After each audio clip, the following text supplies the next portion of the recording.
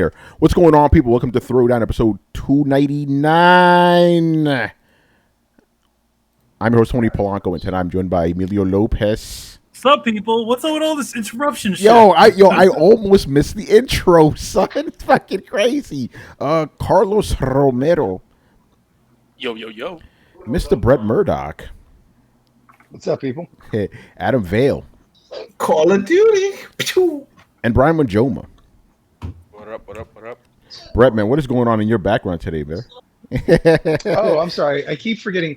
I'm getting used to my new AirPods. Not AirPods, the fucking Galaxy Pods. Yeah. So the mute on Discord is entirely different. So yeah. Sorry. There you go. Hey, yeah, no, looking good, man. Looking good. Damn, your connection's pretty damn good over there, bro. Yeah. Yeah, that's a good. It froze. I got a 5G frame. phone, so. Oh, look at you, Mr. Fancy. Ooh, I got Google Fiber. Yeah, but I'm going on my headphones because I got some errors to run, so I'm going to take you guys with me. Oh, cool. Yeah, that'd be very interesting, you know. Yeah. Anyway, so yeah, we're back with another one. By the way, before we even start, people, we have to give a big congratulations to Chris and Kristen. They had their baby. Reproduced. Yeah, as Chris calls Olivia, that's her name, Olivia, named after Olivia from Fringe, in case you guys want to know. She, as Chris called her, she's the pod baby, so congratulations to them. Very cool stuff, you know. It's amazing because our show is, it's getting close to 10 years, right? We've been around for a while. Yeah, it'll be 2 years from now. It'll be 10. 2 years from now. I mean, a lot of things happened in that time. Lost friends, new beginnings, and all kinds of stuff. Yeah, man, it's crazy. But yeah, no, so Chris will be back. You want anything from the gas station? Yes, Brett, I do want to. Yeah. Get me some liquor, bro. I need some nachos. Sure. I just got one of those. That's what they're for. Yo, Brett's gonna be talking to his buddy the whole night. Brett, just mute yourself whenever you're not addressing us. Everybody. Yeah. What are you talking about? I'm going to put myself on mute until you guys need me. Okay, cool, man. Love it. Yeah, but no, you're right. We've been through a lot of stuff, so it's good to see the family expand. Oh, we've seen pictures, cute little girl. But it's like a baby looks like a baby. Like they all look the same when they're born. Wrinkly old faces. Yeah, exactly. Like, how you look that old? You were just born. Like you were literally just born. All babies look like Winston Churchill. They really do. So it's like every time somebody shows me a picture of their newborn baby, it's like, well, that's cute. It's like, but they look like an old man or a woman. They don't even got hair on their head. Some of them, but that's a good thing, I guess. It's like, okay, hair when he popped out. When he came out like Rico Suave. Yeah, as opposed to my daughter was bald for like the first 3 months. She was bald. Dude, I was born with a full head of hair. Oh man, I had hair as well, and I grew a silver platinum hair. Nice. I think I had hair too. Who knows? I don't remember. I didn't take a selfie. Yeah, right. You come out the cooch and take a selfie. Dude, I've got these weird pictures of like, who's that small blonde child? Because they gave me like the bowl cut and everything like that. So like, who's like the little cheruby looking fuck? And they're like, that's you, and I'm like, really?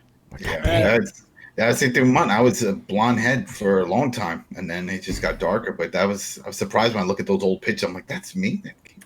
Yeah, you had lighter hair when you were younger. Yeah, it's just fucking crazy. Just like Luke Skywalker. Yeah. Yeah, I was blonde too. Actually, now you guys mention it, me and my brother. I never told that on air, have I? I don't know if I should. That's a pretty dark story. Yeah, why you keep it secret? I don't think I'll tell that one on air. But right. I'm not gonna tell that one on air. But yeah, Tony, I had a brother once, but that didn't end very well, Anyway, what the fuck were you saying? Yeah, congratulations to Chris, Kristen, Yep. Barry. You're on overtime now, brother. You're our sole moderator, so keep those motherfuckers in line, Barry, where's Barry? Barry, All right, so yes, people. Like I said, episode 299. You know what that means. Next episode, it happens. 300 episodes of Throwdown, and followed by 300 episodes of Throwdown. Your question, that's 600 episodes since we started with the Coalition, and that's just the core episodes. We're not talking about some of those specials and all this other stuff, that we've aired. So pretty good stuff. So yes, next week it's going to be a very good show. We're going to have a contest again, like I've been saying. I've had this contest idea for a bunch of years. It's going to happen. I'm going to stump you guys. It's going to be fun, and I can confirm. Even though I've been saying it like because things could change and everything. No, confirmed.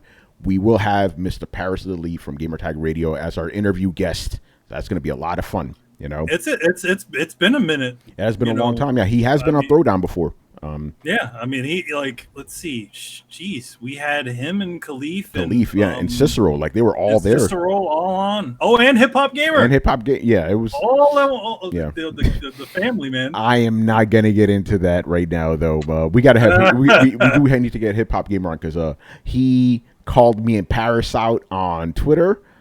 I didn't respond, but Gerard, if you're listening, I will love to have you on Throwdown. We could discuss it because I don't. I don't. The government name. You get government name. Yeah, everybody knows his name, but it's like, bro, I don't debate on Twitter with anybody anymore. It's a waste of time. I'd rather do it in person or talking like this, But yeah, Paris will be on. I want to ask him about his career, because obviously he's blown up, 25,000 followers now on Twitter, which is really crazy, like 1 million followers or something, like, or views on YouTube, like either views or subscribers, like it's a lot, he blew up. So we're gonna ask him about that, ask him about his thoughts on consoles and all that. Him and I, we talk a lot behind the scenes, and we kind of are of the similar disposition, even though it's kind of funny.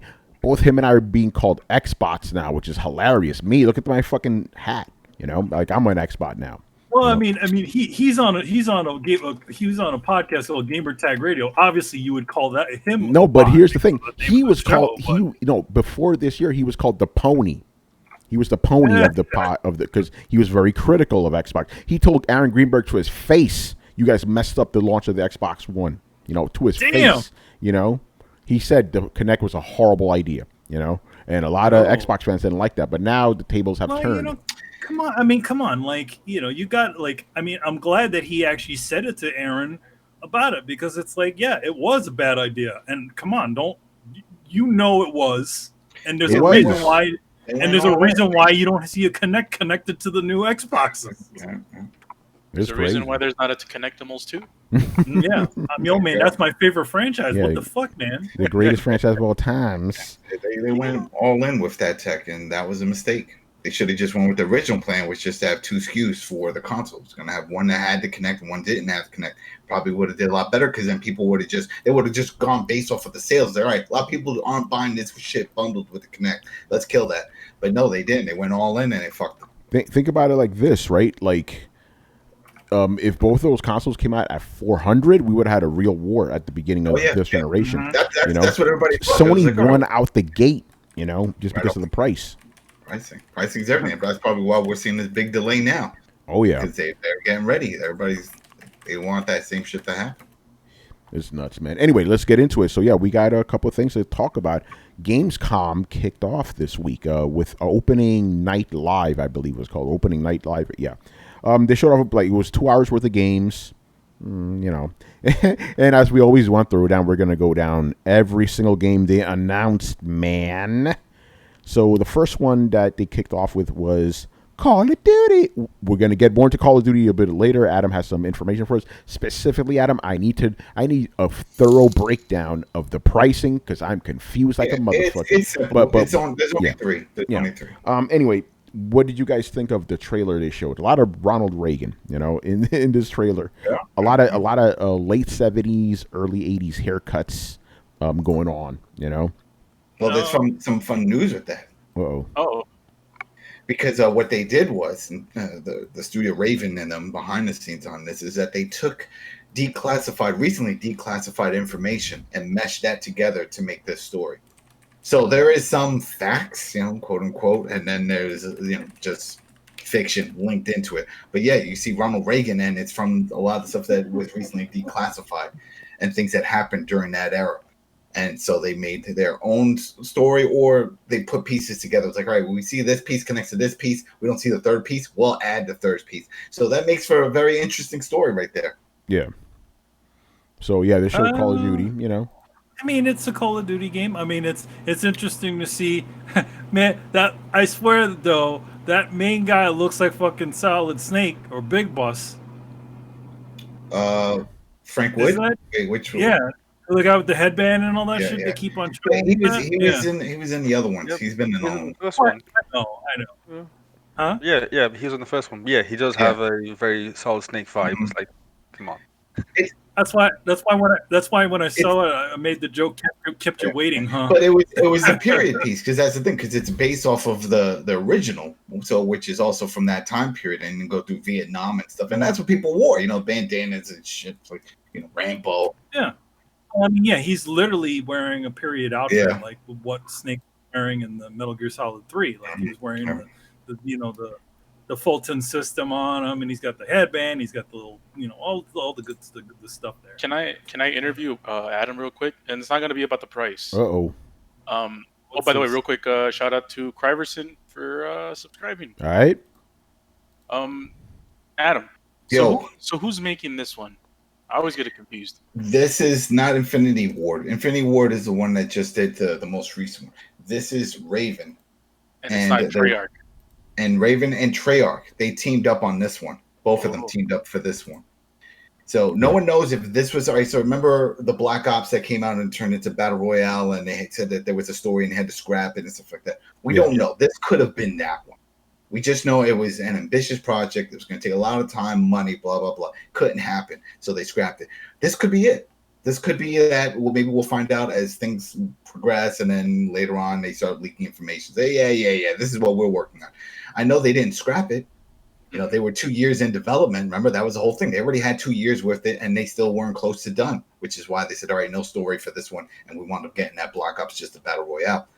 So that's what's going on here. And Infinity Ward is the one that did the other one. But this version is built off of that engine from that Modern Warfare remake that we just experienced. That's on that engine with some tweaks. So that's what they use. Have they announced if this is going to have, because there's Warzone, so this isn't going to have This will have that. Yes, this will have that. This will have that. Well, we don't know if it's going to be the Battlegrounds ones that they had. What was it called? Where it was just like you set up it was in Call of Duty World War II. I got to remember. They removed it from the most recent one, but it was these maps that you would set up. But no, it's still going to have that Warzone. That's still going to be in this. So that, and the Battle Pass has been confirmed. That's coming back. Everything that we've seen as a structure for the multiplayer and then the pay system and all that, the Battle Pass, the content and things that they get, the events, all that, that's all carrying over. That's all coming into this one. So it's not going to carry from the Black Ops that we saw with all the charging for things. No, maps, zombies, all that stuff is going to be free. They're still keeping that free. They're not bringing back that type of pass. They just have the Battle Pass, and the Battle Pass, and I'll bring up later with the pricing. But that's what's going on. So someone who gets this game, and someone who got the last game, like they pretty much have Warzone built in, right? And they can play with each other. They can for this game. They know, not through the world of that. No, it's within this game. So this Black Ops Cold War will have cross-gen and cross-play. So you can play on your PS4, your PS5, to the PC, to the 360, to the Xbox One, and to the new Xbox that comes. Right, so that'll work, but that's within that game. That's not connected to Modern Warfare. Modern Warfare is going to be its own separate. Still, they're not talking. And then, because remember, that's not Black Ops. Then you have the other Black Ops Battle Royale map. That's again separate. All that's going to be separate. So it's still within its own world, its own bubble, but it's going to be across platforms and gens for Cold War. So if you do have it, and let's say you're on PS4, and then, I don't know, the Jimbo is on PS5, you guys will still be able to play together. That's still going to be available within that world. So you can do the war zone and party up and do those type of things. But that's just in Cold War. That's not jumping in from the Warzone version from Modern Warfare into that. Because that's going to still be going on. That's the other thing. Because there's plenty of people that will not jump over. There's people that just invested. They have their groups. They have their events. That's still a cash cow for them. They're making a lot of money during this. And it's working for them. So now this is just another branch. That's all it is. It's just branching off. It's like right here, remember, we have those 3 studios making these games coming out there. It's a rotation. So now here's another one. But we're just adding more of what we've enjoyed. Warzone was a success. Now we're tacking that back on here, but we're going to tack on the battle pass and all the other goodies that we implemented for the multiplayer experience in Modern Warfare, and we're putting that on Black Ops. We're not using the Black Ops, the was it the 2019 version that we had? Was it the 2019 or 2018? I already forgot. The Battle Royale one that when they first launched with that stuff is not carrying over. That scheme of things of how they were charging for shit and stuff. No, that's not coming. So, and then of course aboard they've eliminated the whole thing of buying, paying the $50 to buy maps and multiplayer and all that. That's not happening. Yeah, because that was also in that one, and that Black Ops one with the Battle Royale. Remember zombies, and they were charging for the packs and stuff. That's gone. They said zombies, they've confirmed, and regular maps, those will be free. Because they found another way of making money. People do the battle pass. It's been very successful in Fortnite, and we've seen it in other games implement that pay system for items, and now it's worked in Wars and Modern Warfare and Warzone, and then it's going to carry over into the new Black Ops Cold War. So, man, you answering questions I didn't even ask. But that's all connected.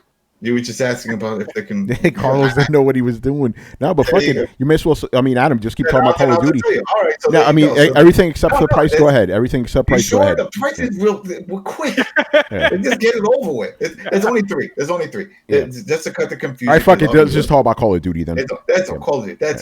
There's a standard. That's $60. There goes that. Okay. Whoa. What is standard available on? Standard is just available on your current system, PS4 and your Xbox One. Okay.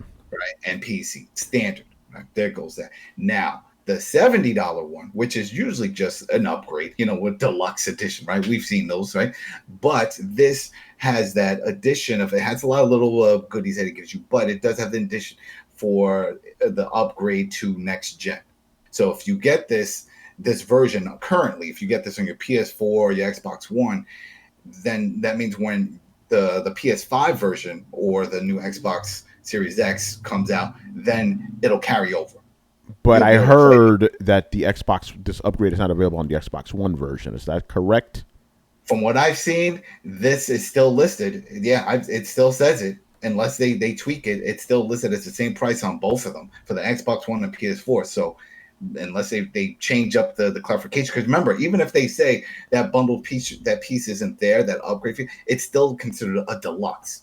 They're still standard deluxe. So they're trying to make it seem like it's you're not paying for it because you're just getting the deluxe version anyway. All right, Adam. You know what? I'm going to read this. This is from Call of Duty News itself, the official one, right? You tell me what's wrong, if anything's wrong here. Okay, physical standard version of PS4 will upgrade to PS5 for $10. Okay. Mm-hmm. Physical standard of Xbox One cannot upgrade to Series X. Physical standard. Yes. So it's not the digital. See, because that's what I'm saying. On their website, the digital one does. Digital one does, but not the physical. Yeah, the physical. So it looks like that's just because of the physical. That's odd that they did that. Yeah. Physical. Yeah. Go ahead.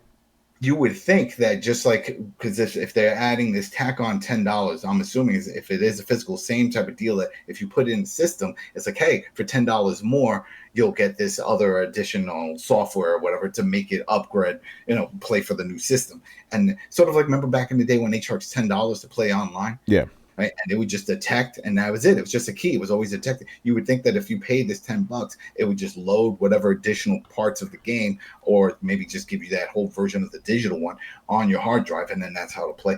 But that's weird. Maybe they'll have to work something else out, because I know Microsoft was trying to do that whole thing of avoiding these type of little catches, but it looks like they weren't able to convince Activision in regards to this one. And then the Ultimate, which is $90, which is usually like $100, but it's $90. That one comes with 1 year of the battle pass. So all the goodies and stuff that you normally get, and then a bunch of other blueprints and some other weapons and skins for your vehicles and stuff for Warzone. And of course that includes the PS5 upgrade or the Xbox Series One. But yeah, it's showing all that for, I guess, for the digital. That's one exclusion for the physical for Xbox, and I'm sure that's something they could work out. But that's very odd. Yeah. Real quick, actually, again, so we're talking about Call of Duty. I'm going to break this down. I'm going to give a shout out to Taylor Lyles, who we had on the show recently. She actually did a whole extensive breakdown for her site, The Verge. So, Adam, I'm going to go through it, man. So check it out. This is for if you're playing on your PlayStation, right? I'm just going to read this as she wrote it. I want a disc that will play on my PS4 first. You'll pay $60 for the physical standard edition, and you can buy a PS5 upgrade from the PlayStation Store for $10 later. If and only if you wind up buying a PS5 with a disc drive, because you will need to keep the PS4 disc in while you play. Plus, you'll miss out on pre-order bonuses. Interesting. Well, you still need the disc for all of them. Even now, you need the disc. That was the whole thing. It's always to verify the key. Yeah. No, you're right about that. I want to play digitally on PS4, and I'm not sure if I'm getting a PS5. $60 buys you this digital standard edition. You could still upgrade to $10 if you change your mind. Okay, that makes sense. I want a disc. The deluxe, and it already has the upgrade. Yeah, that is true. Yeah, you don't even have to do the additional tack. Is the deluxe available on current gen? The deluxe is available on current gen right now. I clicked on it. Right, okay. Because I'm on the Call of Duty's official site. If anybody wants to do it, callofduty.com, you'll see there's a pre-order. You click it, and then it shows you all three options. It gives you all the specs for what each one does, and it says click here to buy. And I clicked one, for example, I did for the 70, and it took me to the PlayStation Store, and so go ahead, add to cart. Yeah. Right. Okay, so there's that one. I want to buy the disc version of the PS5. Just get it for $70, and you're good to go, right? As long as it's a disc drive version, obviously. Yeah, disc drive version. The next one is I already know I'm getting a PS5, but I'm not sure if I'm buying the one with the disc drive. The cross-gen bundle, that's another thing we got to talk about. The quote-unquote cross-gen bundle costs $70. No worries about disc or upgrades. It comes with both PS4 and PS5 digital copies, but it doesn't come with a disc. Okay, so that's the cross-gen bundle. Okay, because that's still considered just the deluxe. That's the deluxe, yeah. Gotcha. Yeah. Cross-gen is deluxe. Cross-gen. Okay, so by the way, I totally forgot about this. I want to give a shout out to Danny Pena from Gamertech Radio. I'm on the latest episode with him, and we were talking about pricing of consoles, and then literally as we were recording, this news dropped, and we were both like, "What the fuck is a cross-gen bundle?" By the way, I almost washed my mouth. I'm like, I'm on Throwdown. I'm not on fucking Gamertech Radio. I can curse, But yeah, we were both like, "What the fuck is that shit?" Okay, so it's a digital deluxe edition. Okay, people see that when you just look at the specs, you'll see it's just a deluxe version. They just tacked on that it has the ability to carry over. That's it. It's just giving it that ability to carry over. That version, the standard will not. Your standard, if you have a PS4 version and you're playing it, and I'm like, all right, now I got my PS5. I want to go in. Even if you bought the digital, it won't let you do it. It'll let you play, from what I understand, the older versions, right? Yeah. Because that's the whole thing with the backward compatible. But it's not going to give you the new features, and that's the question that everybody wants to know, and we still don't know that. I don't know if you understand what I'm saying. So, remember they said games carry over for the new systems, right? It's like, oh yeah, you can play your games on your current system to the new systems. But it looks like for newer games that will have already a new version, that will not be the case. So since there is a Cold War PS5 version, and as you see, they want to get you to pay the $10 to play it, it looks like if you bought the PS4 digital version, and then you say, well, I could play my PS4 games on my PS5 game system, right? Can I do that? Yeah, but remember, it's up to the publisher to support that. And it looks like they're not going to support it. They're going to say, if you want to play it, then you're going to have to pay that $10 to do it. You get what I'm saying? Yeah, that's kind of interesting. You know what I mean? Because remember, the whole selling point, then we heard for both of them. Sony and Microsoft said, hey, your PS4 games are going to carry over. So a lot of people are like, shit, all right, there goes that. Then I can sell my PS4. Because I'm going to be able to play my PS4 games on my PS5. But there's that little asterisk because it's up to the publishers to agree on which games support it. So here it is. Here's a perfect case of with the Call of Duty is coming out on PS4. You're like, okay, I want to get that. But what if I don't want to do the PS5 just yet? Get that version. I have a PS5, but I don't want to pay the extra. No, too bad. You have to because you can't play it on it. They're not going to even let you play. So it's not about, upscaling and making, get all the bells and whistles for PS5. No, you just won't be able to play it. Whoa, hold on. Whoa. I thought, and you're my Call of Duty guy here, so I'm asking you questions. I thought that if you bought the regular PS4 version of the game, right, and you popped it into your PS5, you could still play it. You just won't get the upgrades. You're saying you can't play it at all? That's what we're seeing here because it keeps emphasizing. It keeps emphasizing $10. Hold on, Brian. Brian, is that correct? Adam, I'm on the website, and that's not what that says. That's what I'm on their site too, and it keeps you motherfucker. Because I think Brian's right about this. I think you can still play the game. I hope so because if that's the case, hold on, real quick, Brian. What do you read, bro? So it says here that the standard edition, which is just the basic one, it comes with the PS4 version of the game, and the PS5 version. It doesn't say anything about that, but it says that the PS4 is playable via backwards compatibility. Yeah, so that's PS5. So you can still play the PS4 version on the PS5, but it won't be the PS5 version. If that makes sense. Yeah, that does. Yeah, that's what. Yeah. Right, so it's not just the bells and so it's just the bells and whistles. No, it's just no upgrades or whatever. Yeah, exactly. Not the bells and whistles. Like it's not without them. Yeah, it's just the PS4 version on the PS5. All right, yeah, not the PS5 version on the PS4. PS5 version on the PS5 through the game. That seems to be separate. I'm getting a fucking headache. Yeah. It's I'm sure a lot of people are going to get this headache because they're going to be confused with this whole thing. But yeah, no, then that's good. That's good because I'm seeing on this one. All right, hold on. Let me click on the Microsoft one. Yeah, and then I'm just going to read this real quick because go ahead, Brian. Go ahead. Okay, here's maybe like a simpler version. So the standard edition is playable via backwards compatibility on next-gen consoles. Whereas the cross-gen bundle, you get the next-gen version via smart delivery / cross-buy. If that makes sense. Yeah. Fucking confusing, I swear. I'm looking at it right now. Look, the same thing with the backward compatible. Yeah, but it's not showing with the discs. If that's going to be an issue, it's showing all the digital ones. And yeah, Adam, like you said here, the Ultimate Edition costs $90. It gives you both the PS4 and PS5 copies, plus the Battle Pass and the Land, Sea, and Air Pack with 3 operator skins, 3 weapon, whatever, you know. Yeah, all the other little content stuff that you would normally get in an Ultimate shit. Yeah, and then for the Xbox, it says you should probably shell out $70 for the next gen Xbox Series X, aka physical standard. Xbox Series X edition because the cheaper $60 Xbox One disc can't get Series X upgrades at all, which is interesting. See, that's yeah. Cool. Both okay. So check this out. Both discs will play on both the Xbox One and Xbox Series X, but only the next gen disc has the upgrades. Neither disc gives you pre-order bonuses. See, that's something they're gonna have to work on because that makes it Xbox guy's getting hosed. Yeah, that's definitely an issue. Now, I don't know does that have anything to do with some exclusivity that Activision has with Sony? It sounds like it. They haven't officially said anything, but that's what it sounds like to me. Yeah, because remember they had that for last year, but it was like time exclusivity with a lot of the content, where it's like a year wait before it would actually come over to Xbox. Yeah, and that was a pain in the ass. Again, just for my clarification here. So if you buy the Xbox One version of Call of Duty, right, you cannot upgrade it. Wow. That's what it looks right now.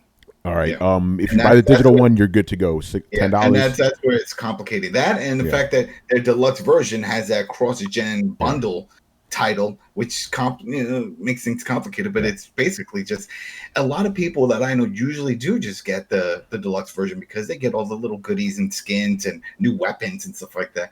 So just if people are like, oh wait, there's another version. No, that is the deluxe version. If you're one of those that just gets a deluxe, then you can just stick with that because this one is going to give you that support, whether for the new Xbox or for the new PlayStation. But that's a digital. Yeah. Question. What's up? So, I'm assuming this game's gonna come out relatively soon, like November 13th. Yeah. November 13th. Oh, by the way, November 13th. That's confirmed for Call of Duty. That's coming out November 13th. Yeah. However, the rumor is that the PlayStation 5 is coming out November 13th as well. I believe that rumor now. I think this game is going to be one of the launch games. Right the day PlayStation 5 comes out, there's going to be a game you could buy right there on the spot. And that's very smart of Sony. You know they had to do that shit. You know, like, hey, why don't you push it to this date? Since they've been working together. So it could be, hell, it could be a case of like, Sony's like, yo, okay, that's when Call of Duty drops? All right, we'll wait another week, you know? So to my question, Yeah. what if let's say I'm buying the PS5 day one, and I want to play Call of Duty on the PS5 only? Is that $60 for the standard edition, or No, it's $60 for the PS4 version. If you want to play the PS5 version, it's $70. It's $70. So if I pay 70, go ahead.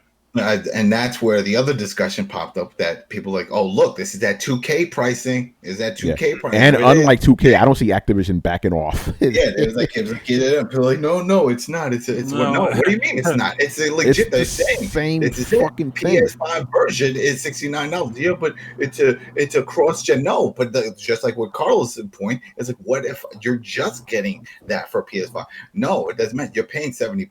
Yeah, that's it. Yeah, the Activision is never going to back off. If they're doing a price hike, they're doing a price hike, and they're not going to walk. They ain't that backing shit back. off. They ain't walking. Yeah, Carlos, anything else to your question? You want that to add? No, it's just because I'm gonna get this game, and I'm obviously gonna get a PS5, so I'm gonna have to pay $70. Shell out the $70. That's it. Yeah, because I thought it's like, okay, you can get it on PS4 first for $60, and let's say you don't have time, or you don't have the stock, or maybe the funds to get a PS5 at day one. Maybe you'll get it a week or two later, or a month later. So you'll just pay $10 to upgrade, and so you can play it there. But it seems it's just like, no, it's gonna be $70 on the PS5. No, yeah, that's it. It's not seems. No, it will be $70 on PlayStation 5. If you don't get it, if you don't already have PS4, but like you said, if you do get your PS4 version, yeah, just pay the extra $10, and then you'll be able to play it on the PS5. It'll let you do that. Oh, I have another question. Uh-oh. Maybe you guys already answered this. So if I have a question too, which is kind of related. What's the I haven't even price? asked it yet. It's fine. What's the price of the PS5 version? As in, like, just solely the $70. PS5. $69 is the PS5. Yes. Yeah. $69.99. $69.99. Yeah. And also, yeah. Tony, as a quick side note, and you laugh at this, Activision will walk back on things if a certain bear in a red T-shirt has something to say about it. Oh man, we'll see about that. Yeah. What's your other question? So if I buy the PS5 version, do I by default I have the PS4 version, right? Ooh. You would. That's a good question. That's a good question. I don't know. But you know what? There could be an asterisk with that too, because remember it's the Ultimate Edition that says that it does support for PS4, and the cross-gen one just says that it goes up. It doesn't say anything about doing it. Yeah, but real talk though, if you have the PS5 version on your PS5, why do you need to play the PS4 version? Well, what if you're going to another house, or yeah, I was just gonna say, let's say you have a kid and they have a PS4, your son has it, or kid, your daughter, and then they want to play. Dad, I want to play it. All right, go ahead, log into my, I again, this is just me speculating. I don't think so, man. No, because they clearly mentioned that what you just said. They clearly mention it for the Ultimate. They don't mention that for that bundle upgrade, the $70. That's not mentioned there. If you're one of the people that is in this scenario, it seems logical just to get the PS4 version. PS4 version? Right? Yeah, and then just pay the $10 to upgrade to PS5. Yeah.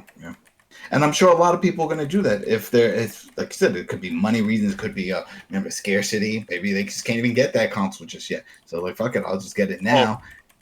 I have a prediction right now. Uh-oh. PS5 is going to be sold out. Not long after release. I think it depends on the pricing. I agree. Yeah, well, that is true. They're already doing. I don't know if we're going to talk about this. The whole pre-order stuff. Yeah, that's right. I didn't get the email. Adam will though. Yeah, I got the email. Of course you did. I do. But no, that's definitely going to be an issue. This is the first time I've been checking my fucking Hotmail in years and shit, waiting for this thing. Oh man, yeah, because I'm still using my fucking old email for this. Damn, Hotmail. I still have Hotmail. I didn't switch. Think about it. What's Hotmail's Outlook? It's fucking for Xbox. But that's what I'm saying. I remember that I had a Hotmail account and they switched it. Like they dropped the Hotmail and turned it to an Outlook. Yes, Outlook. Yeah. You can still. I still log in with Hotmail though. Yeah, I do this. I do the same thing. I still log in with Hotmail. It sucks because that's what I have linked to a lot of my old accounts. Same like here. PayPal, Switch it. My Switch it. PS10, my Xbox. I got It's time just for a that. fucking hassle, man. Yeah. I got Yeah, time it for that does shit. suck. Oh, Manny, you're muted, by the way. Your PS10. Yeah, I know, right? Anyway, I remember before it was out go ahead. when it was just called Live. Oh when they had shit. Live, Yeah. and then they switched it to Outlook. Yeah, but that's a good question. Yeah, I'm pretty sure if you buy the PS5 version, that shit ain't working on your PS4. For the Xbox, for the what is it? The cross-gen bundle and the $90 one's the same deal as the PlayStation. Now let's talk about the PC version of the game, people. Okay, I want a disc. I'm just gonna read it. I want a disc that will play on my PC. She says, she says, tough luck. And that would be something that no one ever asks. If they're in the PC world, they already know that shit's they don't make those. I want to pay less than fewer. I want to pay less for fewer goodies. The $60 standard edition just comes with early access to the open beta plus a couple of weapon blueprints. I want to pay more for more goodies. The $90 Ultimate Edition adds the battle pass and all that other shit. So what's going on, Brian? What's going on with the PC version of this game, man? Is it $70? Is it $60? What the fuck? It's less. Tell 'em, Brian. CD keys. I have no CD idea. keys. So it's probably I'm gonna be telling you. cheap. Tell 'em. Yeah. Hold on. Something happened. Brett says he lost access to the Batcave. He needs somebody to invite him. Carlos, can you handle that? Yeah. If anybody has these questions with the PC, and Brian's going to say the same thing, because there's so many Green Man games and CD, there's so many outlets. PC games, you never have to pay full price. This game, Cyberpunk right now is on sale for $40. You know, it has PC gaming. You know what I mean? It's like it's a different world. It's a different world. So if people are like, oh, I have to wait, no, you don't. You don't have to wait, and you don't even have to pay. Even if you do wait, pay for these full prices. You're going to get them cheaper, just like any other Call of Duty. Nothing has changed in Call of Duty's world in regards to PC. That's still the same because it's not going through all the headaches of, next gen and new gen and all that bullshit. It's the PC. So that's why there's only those two SKUs, the standard and the ultimate, just like the other ones. And yeah, go on these other. There's so many other outlets where you can get this cheap. So you don't have to pay. Yeah, if you want your game to look good, just have a nice PC. That's it. That's it. So, that's all you need, man. Okay, I've been unable to get through for a minute. I have a question. Yes. What is going to be the visual difference between the PS4 version getting the PS5 boost and the PS5 version? Adam? That we don't know. We don't know because we haven't seen it side by side. They haven't really shown that yet. Then there's another factor. It's like, what about the remastering engine? There you go. That's the thing. What you're talking about, everybody would like to know that. We want to see it side by side. We want to do that comparison, and they haven't shown it. They showed us a trailer. We're going to see some multiplayer coming in September. They're going to show some of that. You only know bits and pieces about the campaign. You can create your own character. You're going to have different psych perks. One person could be a lone wolf. Another person could be paranoid. All kinds of weird things. You could have. You could change your sex. You could be man, female, or classified. It's going to have different voices, multiple endings. They're really going all out with that. But when it comes to how everything is going to look compared to each other, we don't know that yet.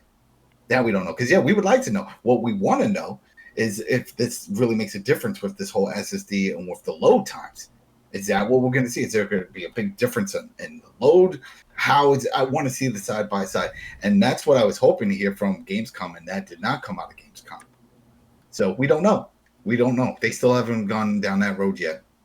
So, because I'm sure that's a logical question. A lot of people are going to say, it's like, well, what's the difference right now? What's the difference? We don't know. No, because when they did this, when Call of Duty pulled this off from the 360 to Xbox One, they removed the campaign. When the Call of Duty came out for the Xbox One, it had all the bells and whistles. 360 version did not have the campaign. They cut it. They were like, oh, we couldn't do it because of the engine, We know that's not the case here. These are pretty much going to be identical, right? They said that the campaign is carried over on both. It's going to have multiplayer. It's going to have the battle pass. It's going to have all that stuff. So it's got to be just a performance difference if it's not content. So we want to see that comparison. Is it going to be if I play Warzone on PS4, I see 4 tanks, and then if I see it on the PS5, I want to see 10 tanks? You know what I mean? It's going to be that type of difference. I'm going to see more aesthetics and just a vast array of combat action going on, because I think it's still up to 150 people or something like that. So who knows? But we will find out. It's still early. They still have more information to leak out. No one has played. All the influencers, all the people that have been talking about it, they have not played it. They've seen it. They were tied into that similar event that Richard was tied in, where they can log in and watch and ask questions, but that's it. They didn't actually play it. So we'll see. Yeah, we will see about that. My guess, Brett, is that the PS5 version is going to run at higher resolutions. Well, in your comparison of the PS4 on the PS5 versus the PS5 by itself, I think it'll just be a higher resolution bump, and possibly some extra good stuff just to make you want to buy it, possibly like a next gen only skin or something stupid like that. We turned on the ray tracing. Yeah. Well, here's my question. Here's another one that I had, and no one really thought about this when I was looking at the forums. And so I was like, "What about the size? How big a file is this?" Well, especially for the PS5. They're not going to tell you that right now, bro. That's what. But I would like to know. I would like to know just for the size, because of, as you know, the amount of space that you have on a PS5. How much of it's already going to get eaten up by this? Because right now, for the PS4 version, it's over 100 gig with everything. It's massive. Warzone alone is 100 gig. That's what I'm saying. So it's massive. So I could just imagine now, if we're adding all these larger uncompressed textures and the bells and whistles for the graphics on the PS5, then all those files are going to be huge. Yeah, I guess we'll have to see. All right, anything else about Call of Duty? It's going to be fun. It's in the game. It's in the game, yeah. In the game. All right, let's move on, man. Next game. Yes, we are still talking about Gamescom, but we skipped over to Call of Duty. The next game they showed was this thing called Unknown 9 Awakening, which was I don't know what the hell was going on in it. To be honest, some like little girl was being attacked by like a ghost or something. And then she had powers. And a bunch of other kids showed up. Weird shit. Manny, what'd you think of that? Yeah, you didn't care. I gotta say, most of the show was garbage. Yeah, Tell me how you really feel, bro. Garbage. Literally, tell me how you really feel. Come on, man. That show, you're right. Come on. Like, there is nothing on that show. Maybe I'm jaded. I don't know, but there was nothing on that show that even spiked any sort of a needle. Damn. It was like, you know what I was paying more attention to?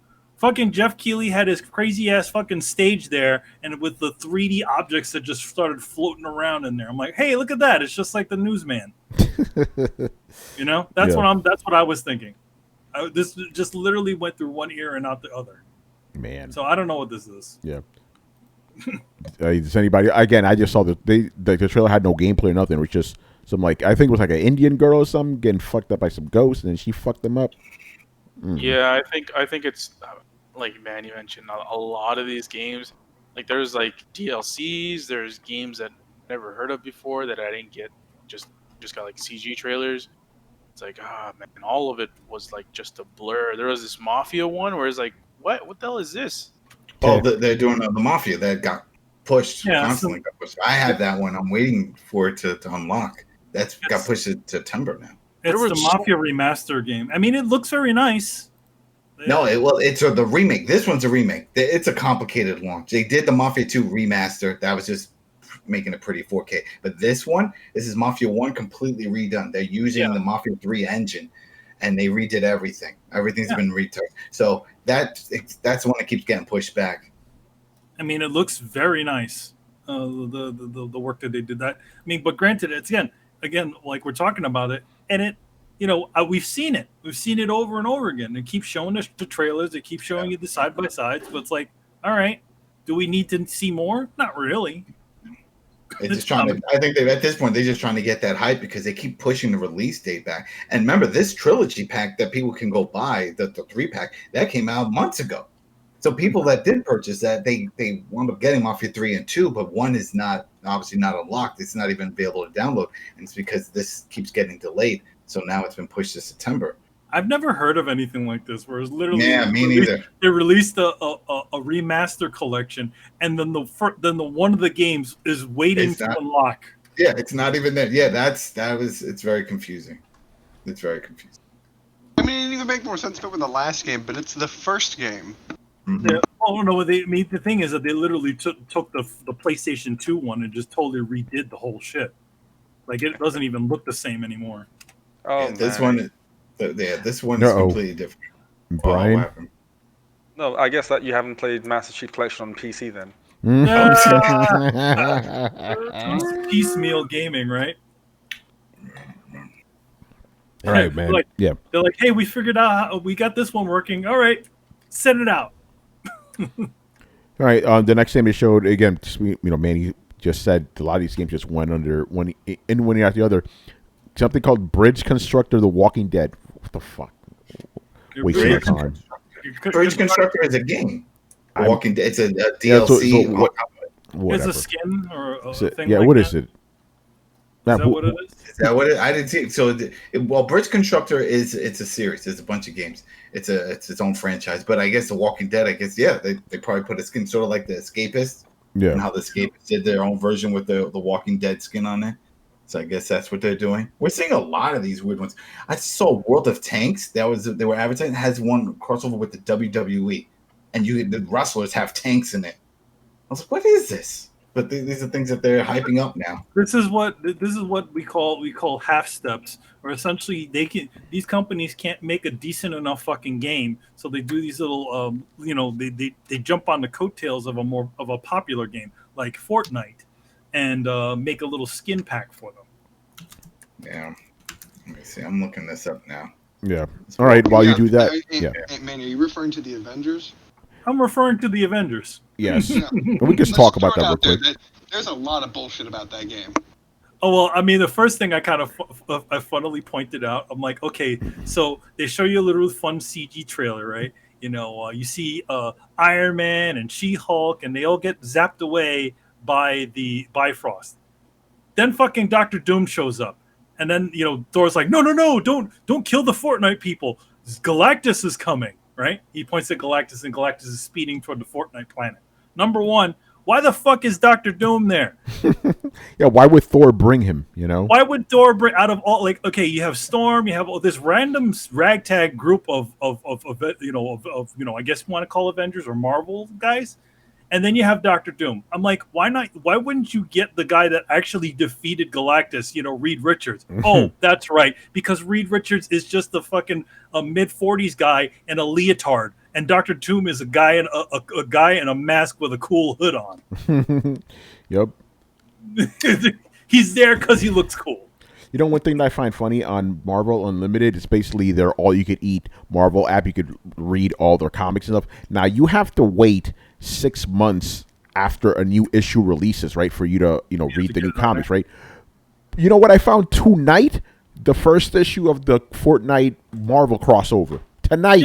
Yeah, well, because they're made. Why they're cross promotion, man. That's all it is. It's a cross promotion, and they're not beholden to comic stores. It's funny because I actually did mention that earlier. I'm like, why wouldn't they have why if you're going to do this sort of Marvel crossover, why the hell aren't you giving people something to do with these characters? I guess they are doing something with the characters. Yeah, they are.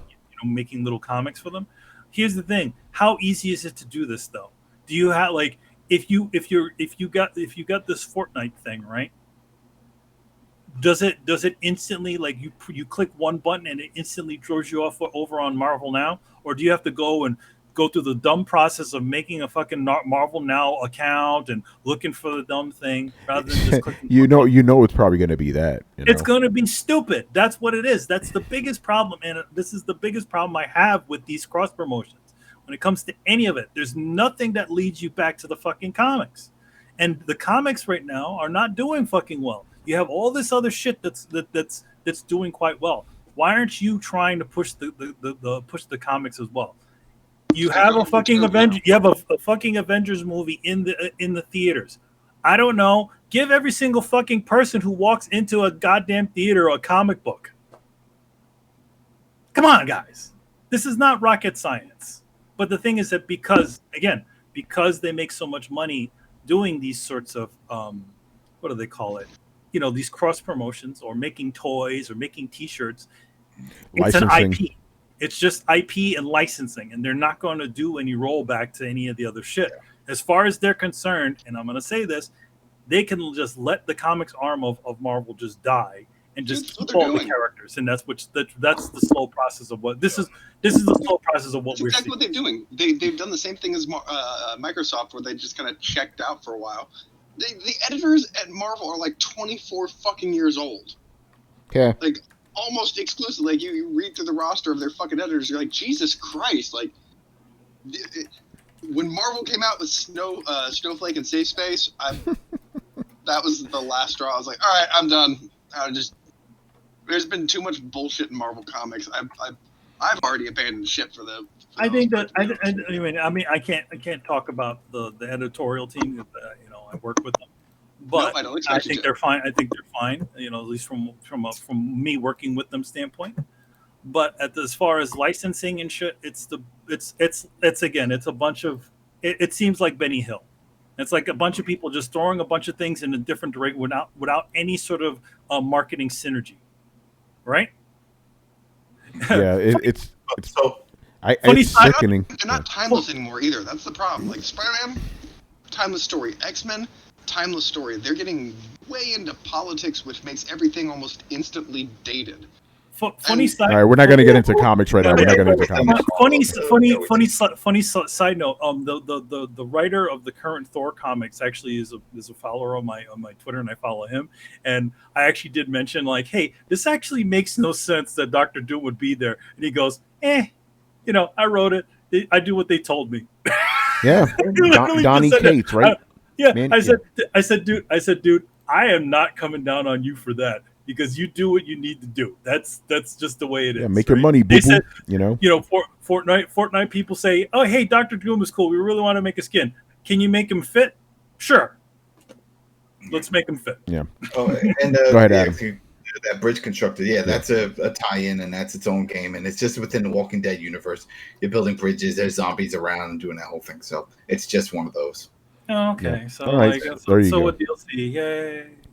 All right, here's something I'm excited about, actually, the new Doom Eternal expansion. I love Doom. Doom was one of my favorite games of the year, so anything that gets me to play that shit again, I'm fucking down with it. Getting redoomed? Yes, redoomed. Doom Eternal, so I'm already there.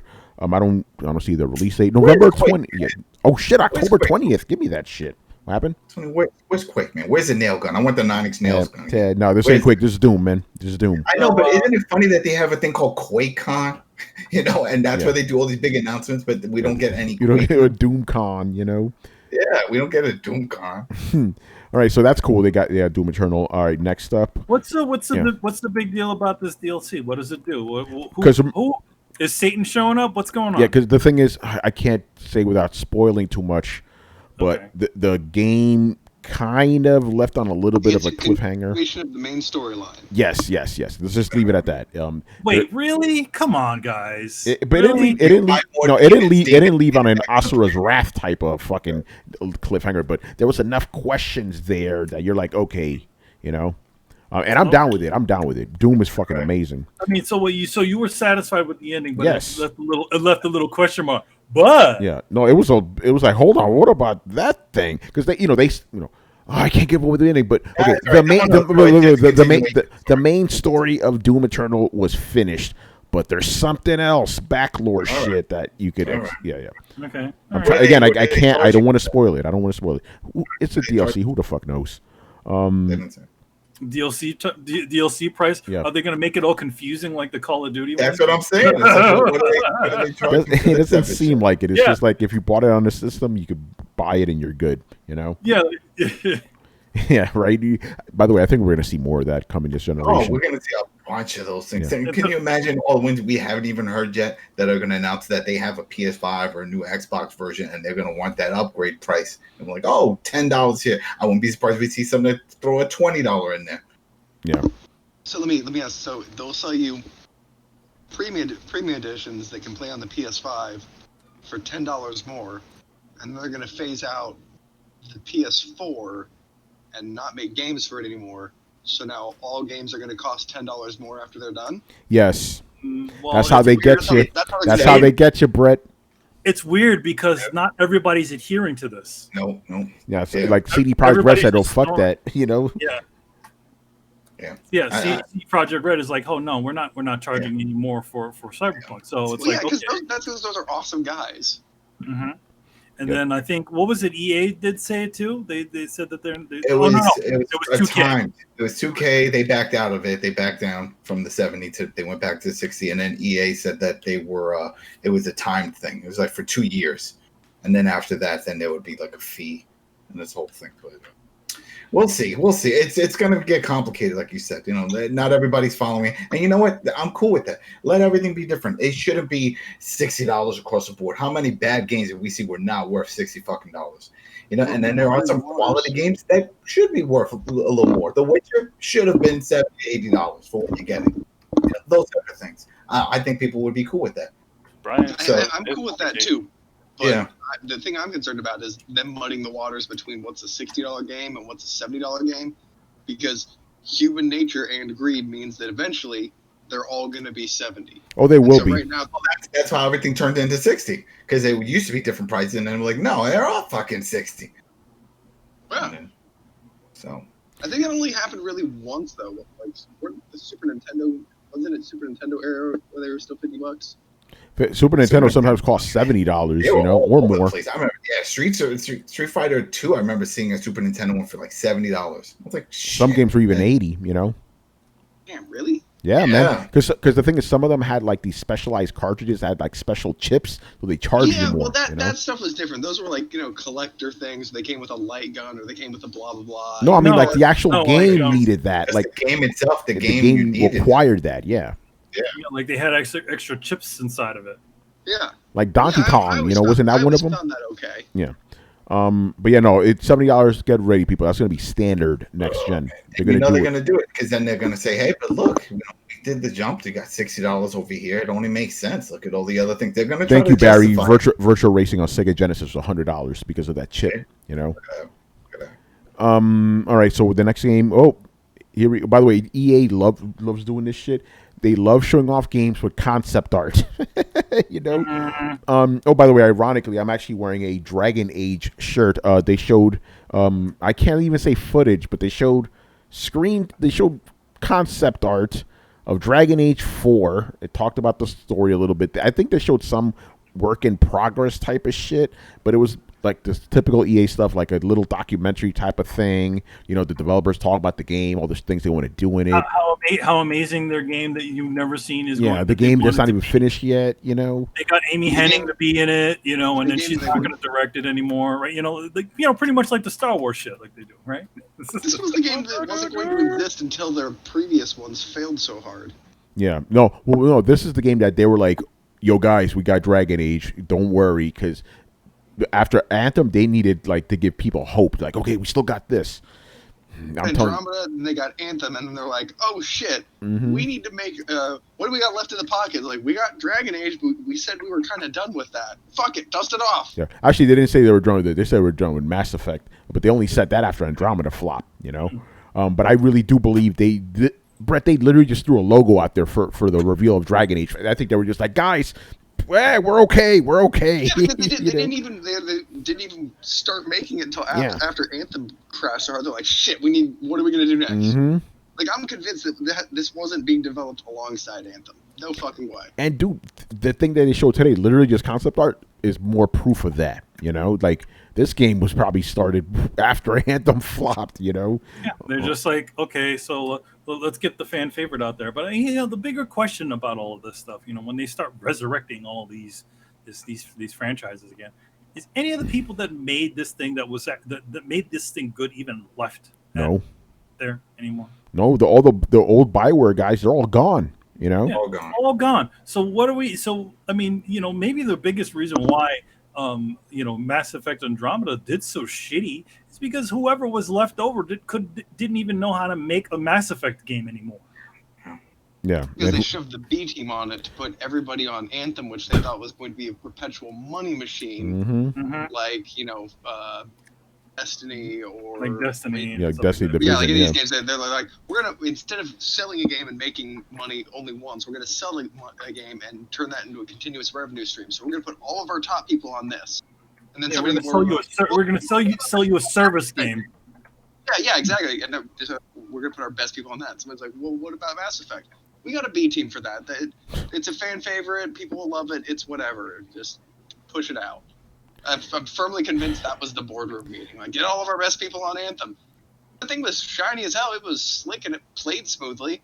It was just, man, it lacked a soul. The reason I was flying around, though. Yeah, the reason I was sighing right now is because that's literally I'm telling you right now, people, that what just happened, what Brett just explained, like the higher suits going, it's fine, get it out there. That's exactly what happened with Halo Infinite. I'm guaranteed of that. I believe that shit. I think the developers of Halo Infinite 343, they knew that shit wasn't ready for the prime time. But the higher ups were like, fuck it, it's Halo. People love Halo. Get that shit out there. It'll be fine. You know? Well, we heard even last month before they even we're gonna showed talk that, about Halo in a little bit too. Yeah, you know? that they were talking about doing a delay, that it wasn't ready. Remember, they was like, "Oh, it's not gonna come out at launch." We're like, "No, Dude, I'm telling you right now, I'm gonna repeat this shit on every podcast. If that game was received well by the audience, that game would not have been delayed this fall. I guarantee you that. They would have released it in pieces or whatever. That was exactly the audience, them reacting to that. But, I think that's a fucking good thing. I know people will talk about how, developers and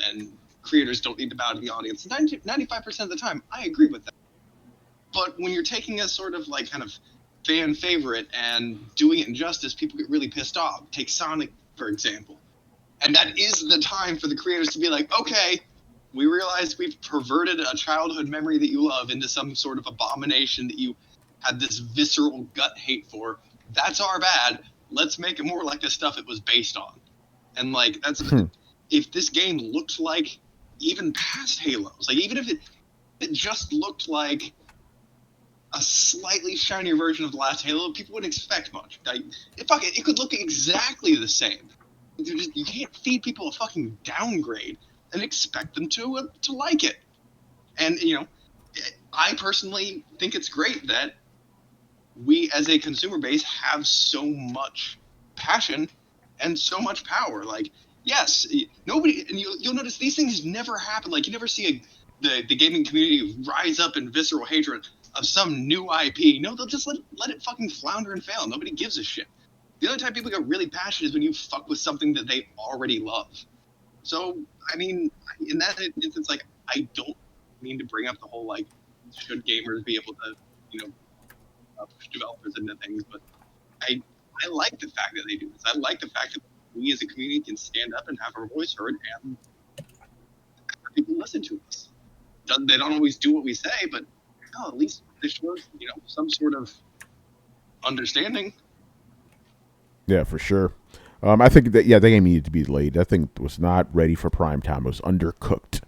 All right. So Dragon Age is coming. We don't know when. This isn't okay. So now then they showed like this 5-minute fucking cutscene of the new World of Warcraft expansion, right? It's called Shadowlands. But here's the interesting part, and Brett, I want your take on this. World of Warcraft, for the first time ever, is coming to consoles, coming to PS5. Shit, I think I'm sold. Really? Is it those whole my question is it the whole fucking thing? Because that's that's my question. Oh, that's right. It's on RTS, not that version. Yeah, it's already built. It's already made. It will get access to it. Yes, it will be like the last 15 years of And keep in mind, World of Warcraft has changed a fucking lot since I've played it. Like, it has gotten easier. It's been kind of noob friendly, but it's an actual built world the size and scope that you don't really have in video games. Like, the size of Warcraft makes even, the biggest open world game look fucking tiny. Except for Star Citizen. Well, except for Star Citizen, that game is amazing. Nothing's gonna top that. If it exists. But dude, there's a nostalgia factor in there too. I have to admit there's a nostalgia factor, and there's also the factor of I think everybody needs a fuck around game. A game when you're not like I find myself at times like being like, man, I kinda wanna play a video game, but like I don't want to put a lot of effort into it. I just kind of want to mindlessly do some shit. Like, isn't that what Animal Crossing is? supposed to do. Yeah, I mean it's kind of the same thing, except better. You're like, I'm just gonna run around and hurl fireball and shit. MMOs have this great kind of hypnotic quality. That's why people play them so like you just fall into the world, and it gives you enough to do in the game. Like, okay, you're sick of fighting, here's some crafting. You're sick of doing that, here's a dungeon. You're sick of running with other players, and here's some solo activities you can do. Like, it was the groundwork for all the stuff that we play. So a lot of people aren't going to see anything revolutionary in it, but there's a sort of charm to it. And didn't they upgrade it pretty recently too? Like they redid all the text, the models. Yeah, they did, but it's never looked good. The thing is, like, after a while you stop noticing because the animations are smooth, and you just kind of take it as an art style. It doesn't look like blocky PS2 games. It's well, just not like it used to. I mean, yeah, well, it looks even better. Yeah, like, but it looks very cartoony. But I think that's okay now. Like, the weird thing is, Fortnite has paved the way for those kinds of graphics. So I know that it's a dumbed down version, but I know they also released Classic. I heard somebody just turn on their Switch. I know they put in there it goes again. Classic mode. So like the one I played back in the day is in there, fully formed, fully cooked, done. So I can go back and play a lot of the old shit that I used to play, and I can play a bunch of the expansions since then. And it's a kind of game where I'm like, I don't know, I'm just gonna fuck around for an hour or so. Like, cool, go for it. So I have that problem with Ghost. Like, I don't want to sit down with Ghost unless I have at least like an hour and a half. So I get some shit done. It kind of Ghost has a way of sucking you in, and then it's 4 a.m. in the morning. Yeah, exactly. So it's fucking dangerous. So like, yeah, I can see it, but my reasons for liking it are probably not everybody's. Mine's nostalgia. I want a game to play between games. I want a low pressure game where I can just run around, explore, do stuff. Tony, you might actually like it because there are always quests. There is a main quest, and there are other quests that you can pick up. And the quests are like, go here, do this, fucking come back. And that's it. But the beauty of an MMO is that you're not supposed to play it alone. It's one of the first truly multiplayer games, because you could play it, your friend over there can play it, and your other buddy in Texas can play it, and you can all get together and be like, hey man, let's go raid a dungeon, kind of like we do with a lot of Monster Hunter or Division or that kind of stuff. But it's a virtual hangout, which is why I see that being wildly successful. It's kind of like the way, in a way, it's what Destiny has sort of become for people. A lot of people play Destiny; they're not really playing. Well, the Division, same thing. It's just that world of let's get down with that. Yeah, but here's the thing: those are both half MMOs. Yeah. They were never true MMOs, even though they tried, because they didn't figure the console audience was ready. A true MMO is honestly and genuinely a deeper experience. You will find 3 times the content just the regular World of Warcraft than you did in all of Division. The biggest question I have about this, and I wasn't paying attention, but do you have to pay their subscription fee on top of your? I imagine so. Yes. Yeah. Fuck it. Whatever. Fuck that. You know what? You're already paying a subscription to PlayStation and fucking Xbox. Why are you paying another subscription? It's the same thing like the Final Fantasy. It's been done. It will probably work without PS Plus. You'll be able to play multiplayer without PS Plus. So I have a question. That's just speculation, by the way. No, that's how almost every MMO has been. On consoles? Yeah, you got to pay. Final Fantasy one, you had to pay. Yeah, Final Fantasy 11, you had to pay. Okay, thank you. Yeah, by the way, I was being asked like, there's no MMOs on consoles. I forgot about Final Fantasy. That's Final Fantasy. Yeah. Final Fantasy, you didn't have to pay for PS Plus, but you have to pay their subscription. Gotcha. Carlos, what's up? And you forgot about the promise of this guy. So Tony, I have a question. That thing you read, that's confirmed, right? That the game's coming? Yeah. Yeah. So a bunch of places have been talking about why. Have you heard otherwise? No.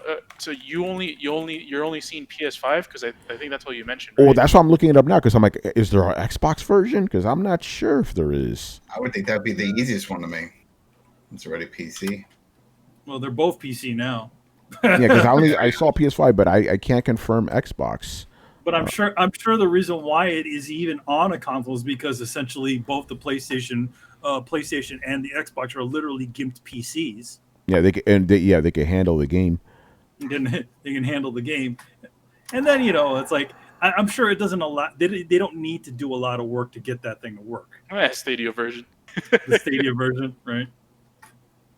Yeah, I mean, I'd like to play it on a controller too. Like, I've always really wanted to. Oh, no. You could use both Brett. control. You could use both controllers, by the way, PS4 or PS5. It says here. Oh, okay. What You need to make that one clear. I don't see anything about Xbox though. Brett. You could probably use a keyboard and mouse on the Xbox because you could do that in the current Xbox. If it's on Xbox. Brett, Yo, I don't know if you remember playing World of Warcraft, but that shit had you have so many fucking presets. Like it's been simplified. Number one. Number two, you can pull up radial menus with the triggers pretty easily and cover all 10 of your slots. You won't be able to drop like 100 fucking things on the side like you do on PC. But it's also kind of more. I had a flight stick that I used to just own people with as a rogue, because I could just pull left, rotate, circle strafe, and then do any. I had like 10 buttons on the side. You played Rogue too? I also played Yeah. Rogue. I had an undead Rogue. Yeah. My main was a warlock, but The my clan is beginning. The clan Oh, begins. And people forget I used to play World of Warcraft too. I played a Yeah. handful. So, how do you feel about it possibly coming out, like, as a past fan? I mean, it's about damn time. We've been hearing about this shit coming out for like 20 years now. Right? The last time I played this shit, I was in fucking high school. Yep. I'm a grown ass man now. It's crazy. It's like, this game is so fucking old. It's like, when you think about it, it came out 2004. Yeah, man. Damn. Yeah, so it's like, it's just, I mean, yeah, it's one of those games, man. It's scary, man, to be honest. It's you can get addicted. You can play that shit nonstop, man, for fucking months.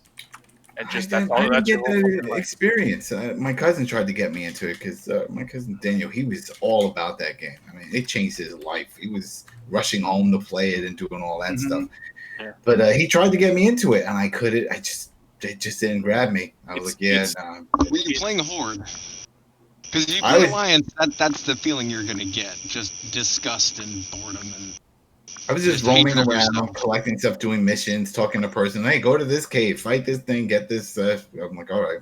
Yeah, it's just- super basic. It's Yeah. the origin of fetch quest, but it's busy work. It's mindless busy work, and but the other thing that's fun, like, I can go out and do mindless busy work for just killing some fucking time, go brain dead for a minute, and get gear to then go back and put on my warlock to then kick the shit out of people in either open world, because I always play PvP servers, or in battlegrounds. So it's like Fortnite, but you can leave Fortnite, go gear up in a either single player game or do dungeons, which are a 5-person multiplayer game or a 4-person multiplayer game, and then go back into battleground, and then after that it's a battleground gear, and then you go back into mindless blah blah blah again, or you start doing crafting. Like, it's got 5 gameplay loops all laid on top of it. Well, and then there's guilds as well. Yeah, and that's so. Then you become socially responsible to other people. There's like 5 different ways this game becomes addictive. Adam just didn't get enough to really hook him. But for me, I mean, back then when I first played it, I was just amazed by how big the fucking is. I could walk. I could use my character and walk from one end to the other, and it'll take days. Yeah, and they've only like tripled the size. Like, the size is mind-boggling now. I remember I was it Undercity, the name of the city? Oh yeah. The main Horde one? Mm-hmm. I was in Undercity, and then I'm like, okay, I'm chilling here. Like, 2004, I didn't know shit about MMORPG. I knew about Warcraft, but I didn't know about the MMO version. I think that was the first one. But anyways, I was in Undercity, and I went outside. And then I'm like, just running around, and I'm like, there's a fucking Zeppelin there. What the hell is that doing there? I get on top of a fucking Zeppelin, and it teleports me to another fucking continent. And I'm like, what the hell is this? Like, I thought the whole game was in the Undercity part, which is fucking massive. But now I'm in a desert part? My mind was fucking blown. It's so Right. fucking... It's huge. Play Yeah, a 30-year-old game. Was that game 30 years old at this point? No, it's Danny. 16. It's 16 years old? About How to be long? 16. 30 Oh, years okay. old. They didn't even have polygon graphics 30 years I ago, don't know, man. man. I don't know. Or the internet, you know. There is no We're time. old, Manny. We're old. There is So no Manny, time anymore. this game isn't 14 years old though, because they constantly overhaul it. Like to the point where It's when not I went- 14 because it's 16. excuse me, it's not 16. I've gone back twice, I think, briefly, and everything was so different. I'm like, I don't even recognize this. You're like, what is this world? What is Yeah, this, Robin? like, and they add so much extra stuff. They go back, they tweak like your entire skill tree. Like- You came back and it was like the beginning of the Lord of the Rings. You know, the world has changed. Yeah, exactly. It was weird. You're like, hey, by the way, you're like, why do I have all my skill points back? And you go back and you're like, this is a skill tree I've never seen. What Oh, happened? by the way, the gold system is fucking. That's a game on its own. That shit. People complain about microtransactions. The way gold used to get like the black market for gold back in the day. That shit was crazy. Oh my god, it was terrible. Yeah, it was to the point where everybody that plays it was like, why does Blizzard just not sell gold? Yeah. Because like, if people were gonna buy gold, you had like, I bought 100 gold once, and like, you had to fucking, it was like buying weed. You had to like meet a shady person in a back Regular alley shit. somewhere. It was bullshit. And you could always tell the gold farmers because they were just running around killing everything in front of you and then looting it and bailing. And people built AIs to farm the gold to then sell. People So in gold- China, it was their job to make gold and sell gold to Americans. I remember seeing documentary about that. So Gold farmers. I've heard from we heard from the people who used to play it. For the people who've never played it, thoughts? Don't Interest? care. Don't care. No, I don't care. I don't fuck with MMOs. Fuck that shit. Fuck that shit. I just don't. I don't like to get involved with that stuff because it's. Listen, if Ghost of Tsushima is making me stay up till 4 a.m., what do you think a fucking crazy, stupid open world MMO is going to do? Yeah, Manny, you should not play. No, I am not going to play that. I know. There's a reason why I stay away from certain types of games. But the other part of it is also I also don't like games that don't end. So, Yeah, that's my main thing, and that's the reason because I was, because by the way, thank you, DJ Chain. He goes, "What about DC Universe?" I played that shit heavy for like 2 months, and then I realized like there's no fucking end to this shit. It just keeps going and going and going. I'm like, come on, like I'm trying to reach the ending. I want to see the ending of the story. Doesn't exist. I'm like, that's frustrating. I'm not. Some stories like SWOTOR especially had the endings stories. Yeah, well, I didn't play There's that. a main quest that you could play through. There's just so many other ones that you lose the main quest. And a lot of times, like any true RPG, you hit a wall. Like you're going in the main quest, you finish the main quest at like level 35. Like cool. Next main quest step starts at level 42, and you're like, fuck me. Okay, I guess I'm either gonna go grind out 3 levels. And honestly, as much as I hate it, I also love it. There's something old school about it, like, yeah, bitch, just grind out your levels. I ain't giving it to you. Like it feels good. It feels like you earn your levels. So when you're like, even if you're not capped out, you're like level 42. You're like, man, I fucking worked for this. Carlos, you remember getting your horse working towards 40 to get your first mount? There were those it took for fucking ever. From 38 to 40, you're like, oh my god, I'm out of fucking quests. I have nothing to do. I'm just gonna run around this fucking desert and murder everything. Yeah, I'm gonna murder this fucking bear like 100,000 times until I get the fucking. Yeah, man, it. I mean, back in the day, like the fucking your mount was 40, and that shit took fucking months. But now I think they changed it, and so you can get that shit within a week. Yeah, I just. Oh, yeah, they totally did. I wouldn't want to get involved with it. And that's too much. Too much. I don't want to deal with that. Yeah, no, Tony, you shouldn't play it either. I mean, part of me says you would like it, but there's the completionist part of you that it would go insane. Yeah, no, there's too much. Too much. You're like, how do I platinum this game? You'd be like, you can't. No, I'm pretty sure you could get the platinum in They'll this probably shit, put a platinum thing in there. Yeah, but it's like I don't want to deal with that. I don't want to deal with that shit. There's other games I can play instead. For me, it's just I've never been into like, into multiplayer open worldy sort of things like that. I just don't, because I feel like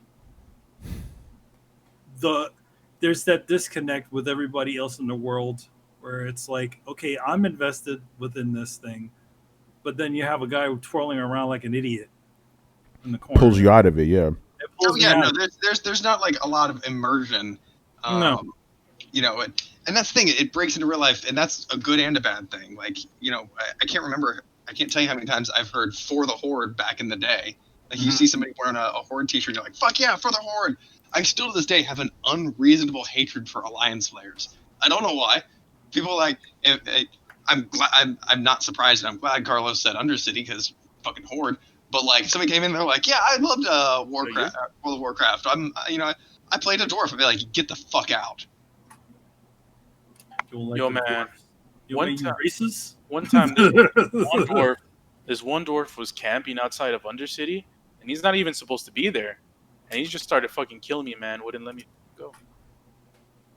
That's great. Yeah, dwarves are assholes. I mean, it's you guys watching us can see how much you're just like, man. Like, there's stories that happen, and that's the thing. It's the social part of it, and that's why I think it'll succeed, because Fortnite is basically just a shitty, trimmed down version of it's just a battleground.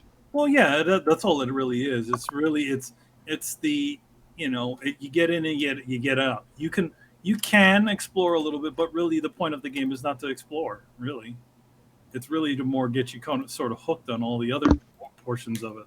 Well, that's what I'm saying. Like this mode, this game type, like it started with Arc technically, but before that there were a lot of game types that were very similar, and they were just a version of Battlegrounds. So you go up to Q in the arena, and you can play like Advancement, where you like roll into other people's castles and they like push forward and grab land.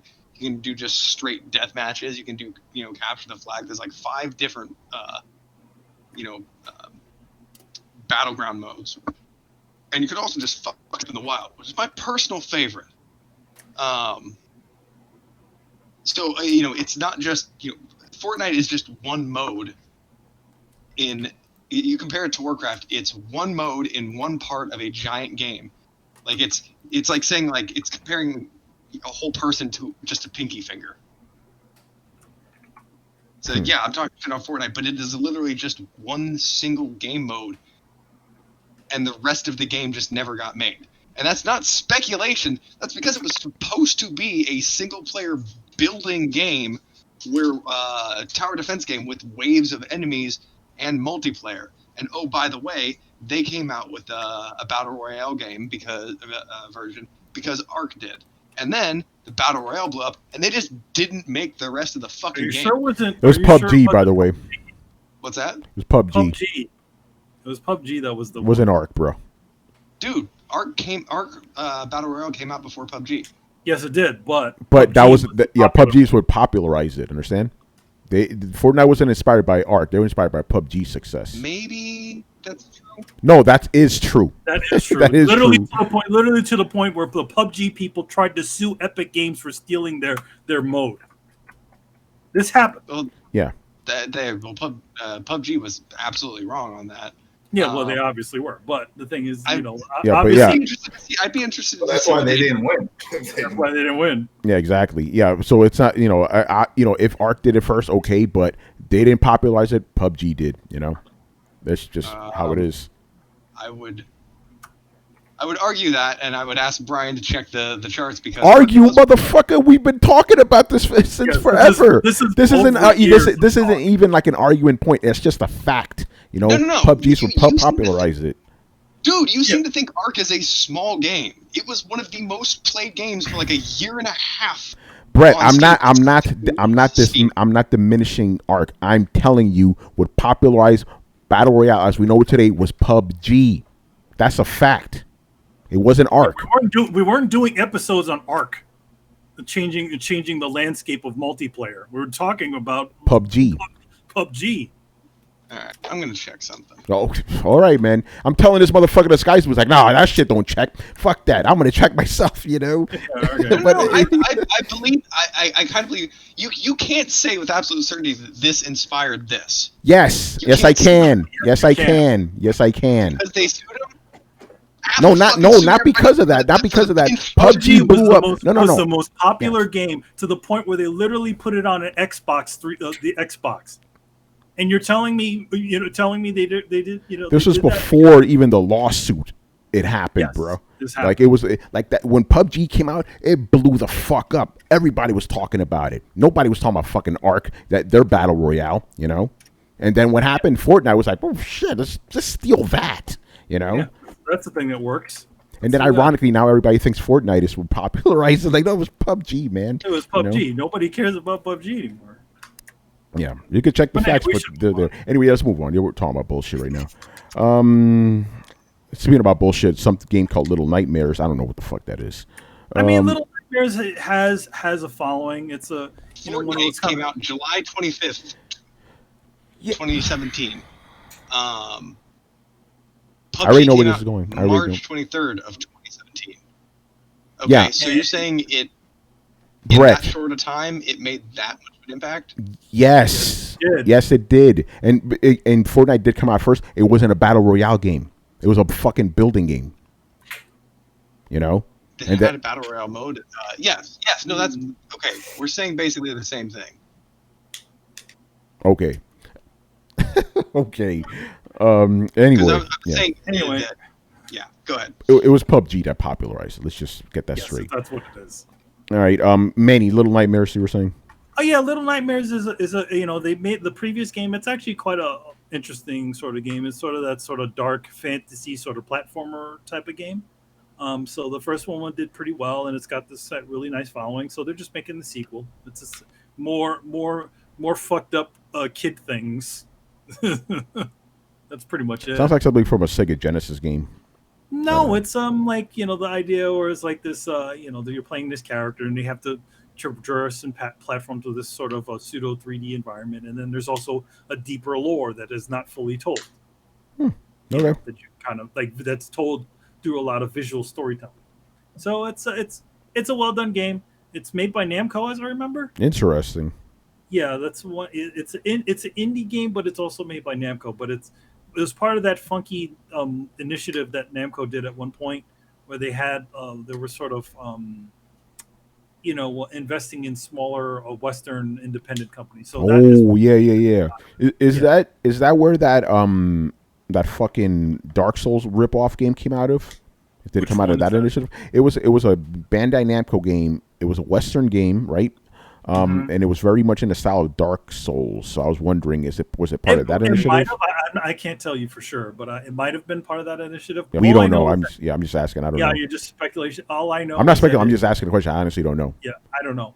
All I know is that there was a few games that were connected to that, and it seems like Little Nightmares ended up being the darling. So I mean, they've already made like a sort of semi-connected mobile sequel. They've got comics. It's doing Wow. well.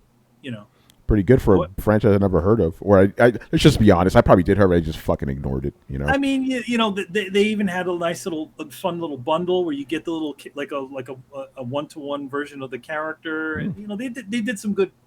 Namco did some good work behind it. Like, in other words, they pushed it good, so it did well, and now they're making a sequel.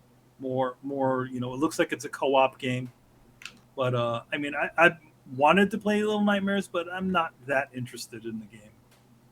Yeah. But there's a big fan base behind it. All right, good for them. All right, next up, Star Wars Squadrons. They showed more, gameplay. They were promoting the fuck out of that one. Oh, nobody wants it. Nobody cares. I don't give a shit. Sorry. What's a Star Wars? I don't care about Star Wars anymore. I'm done. We can. You know what you can do? Just watch the original movie. Yeah, there you go. There's some more. What is this? Journey to Batuu. Is that for The Sims? It's a Star Wars pack for The Sims. Okay. Batuu isn't Batuu the place in the Star Wars? It's a planet. Yeah, it's the planet in the Star Wars ride. It's at Disney World and Land. Oh, okay. Yeah, it's not their planet. That's whatever funky planet they're in. I don't know. Whatever. Yeah. Next up, this one is something I remember seeing last year. Is this, or maybe 2 years ago? This game called 12 Minutes. Basically, the whole game takes place inside of an apartment, like the whole game. Yeah, in they repeat showed time. They showed a little bit of that in I think the Xbox thing too. They showed a Yeah, little because bit it of is an that. Xbox console exclusive. It's apparently on PC right now, on Steam right now. But here's the interesting thing I didn't know about this. So they're gonna have Daisy Ridley. Speaking about Star Wars, what's her face? Yeah. I forgot her fucking name. The new girl. Ray. Yeah, Ray. Thank you, James McAvoy. That's Xavier, right? Oh yeah, that's the second Xavier, Yeah. and Willem And- Dafoe. Yeah, the Green Goblin. So there you go. Well, it's funny because when they showed that thing before, it didn't have any of those voices. No, it did not. No, it did not. That's why I So think it's they- interesting. Yeah, they got these fancy voices. I mean, granted, like Willem Dafoe could fucking narrate the dictionary and it'll sound awesome. That's right. You know. So that's Just- kind of interesting. I mean, again, I'm like, oh, a game that's only 12 minutes long. I'll play that. You know. But I think it's the loops. The time loops are about 12 minutes long. So that should be pretty interesting. I think we said this before. What is fucking with the games with the time loops? This is what, the third or fourth one? Yeah. Oh, we're gonna get to a couple of them in a little bit. There's there's Death Loop. There's this one, and then there's another. And there's two another that one. Yeah. Yeah. I don't know. It's interesting though.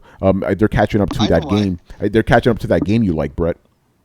Well, I Death mean, Loop. think about it. No, not that one. The old one. Think about it. It doesn't break our immersion, but younger gamers, it might. Like the idea of like, why am I able to die 9 times and just keep coming back? Like, doesn't make sense and it breaks the immersion. We're just kind of used to, yeah, we still think in terms of you have this many lives. And now we think in terms of like, well, you have infinite lives. Like the concept of lives doesn't occur to people who did not play arcade game. And even further, like, I gotta wonder if the concept of, well, why am I dying? Because some games can justify it now. You can come back as a clone in Bioshock, or time is warped, like in Dark Souls. And the most low-hanging fruit on that is like, oh, it's a time loop. So that makes sense to me. Also, time travel seems to be kind of a new hot thing in the zeitgeist. Like if you really notice, there's a lot more TV shows and movies that involve or built around the idea of time travel. I've noticed it's a peculiar thing, and I think it's a Everybody wants to travel back to better times. You know. because I have a theory that like a lot of these things, including what monsters, are just reflections of the era that they're in. So you have to wonder, like, okay, so we're seeing a lot of stuff about moving time. So either you move forward into what is inevitably a dystopian future, or back into a better time. So that can be the only correlation. So to make a reference, I remember a past time. I remember time. Okay. Time. What is time? All right. Well, I mean, I kind of like that. Like, why do you die and then come back in most video games? Because people will be fucking pissed off if the game shuts off and you can't play it again. That's why. Well, know? no, like, but is that the only other option? Like, okay, you're playing Far Cry, you get gunned down.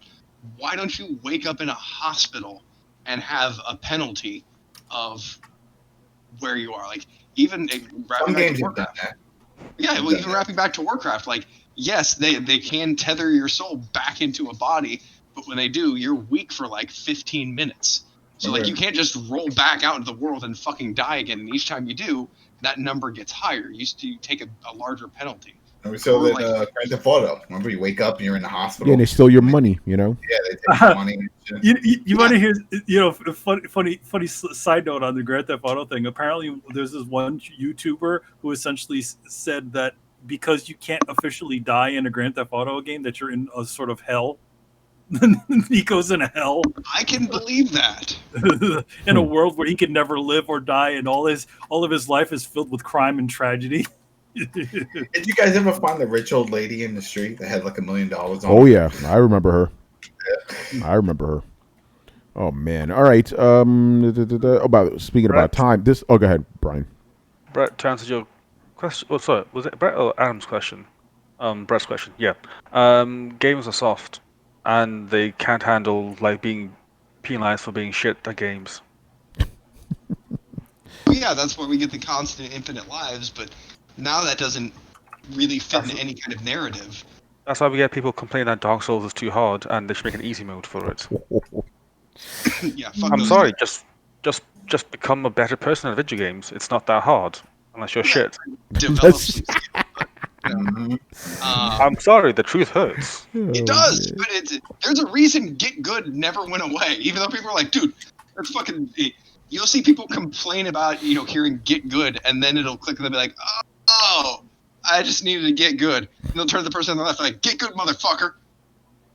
And they're like, you bastard! How dare you? Yeah, it's a sequence change. You don't like hearing it until you climb over that wall, and you're like, oh, that was a surmountable obstacle. And you look at the people who are like, this is impossible. You're like, just get better. Like, do I level up? No, just you as a person, get better. Level up in real life. In real life. Man, that's a lesson right there. Don't worry about video games. Level up yourself, man, in real life. All right. Go ahead. It translates. It's the reason I don't fucking ever level up in video games. I'll be walking around. I think in Ghost right now, I'm walking around with like 15 technique points. Wow. Because I don't need them. I don't need to level up.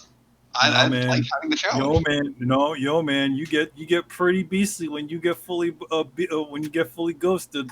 Yeah, why do I need to be though? I don't know, I'm because it actually looks going cool. through a good portion of the game after I finished all of the baths. I'm walking around in the little bath towel. Yeah. Because you're in a fudoshi. Yeah, because I love the saying. It says, "A true samurai needs nothing but his sword." Gin after drinking too much sake. So I'm like, okay, cool. So I shouldn't need anything else. But the game's telling me unequip my charms, unequip my armor, put on a monkey mask, go fuck up people with a sword. Yeah. There's something wrong with the ghost. He is wearing a monkey mask. Yeah, I love the idea of what is the ghost? It's a naked man with the face of a monkey. All right, you've been drinking too much sake. Yep. All right, speaking about time, this one's just going back in time. Mafia, the first one, remastered. All right. I mean, I'm gonna say this: the game looks nice. Well, what they're doing to it, it looks nice, especially when you look at the blocky mess that the original Mafia game was. So the PlayStation 2. So this is one that I was in contact with the rep, and I'm going to be reviewing this. And they sent me this a while ago, but then I was like, oh, I can't play. Where is it? It's like, oh, it's not finished yet. It's gonna, when it comes out, we'll let you know. I'm like, wow. Why'd you tell me this now then? It was 2 months ago. You should have just held off, So now this whole time I'm thinking, oh, is this gonna come out? They put a lot. This is the big one. This is the one. When they came out that trilogy, we talked about this earlier. Mafia 3, they didn't do anything in that one. That one was just giving you all the DLCs and all that stuff. That was Mafia 2, they did the upscale. They got to 4K. They did a lot of that stuff, but they didn't change anything. Gameplay's the same. If there was still issues you didn't like with the controls. That was a PlayStation 3 game, as I remember, right? That was it, yeah, and that was it. The Xbox 360, PlayStation 3. That was a fun one. That was really good, right? But there were some issues with it, control-wise. Certain things you couldn't shoot from cover fire. They fixed all that in the mechanics of 3. People would have really liked the mechanics of 3 to get bumped into 2. That didn't happen. 2 just got the upscale. That's it, just pretty. 1 is the one that's getting the full rework, and that's what's taking so long. And that's why I'm really just surprised that they didn't just hold off on this whole thing until that one was done, because that's the one that's leading the charge, because everybody wants to see this. It looks amazing. It's like, all right, so you took the first one, and that's what started the franchise. It was a great story with it. And so you put in the new control scheme from 3, and you spoofed it up, the beautiful lighting, water effects, all that stuff. When they show the one scene where you're fighting in the rain and there's lightning, it's beautiful. But again, it got pushed back so many times, and I don't know how many people actually went and bought that trilogy and then were discouraged when they did buy it, realizing, wait a minute, the first game's not even in this. I don't even get to play this. When do I get to play this? To be determined. You don't know. Don't worry about it. So it's tough sell for that. It's a weird one, because other, Brian said, yeah, Halo does it on the PC, but I mean, other than that, I don't think I've ever heard of literally buying a game and then literally having the last part of the trilogy of games come out months later. Yeah, it's a tricky one. It's a tricky one. So we'll see. I mean, if the game is good, then that'll speak for itself, because then word of mouth will spread. It's like, wow, this is a solid job. They did a great job. But we'll have to wait and see.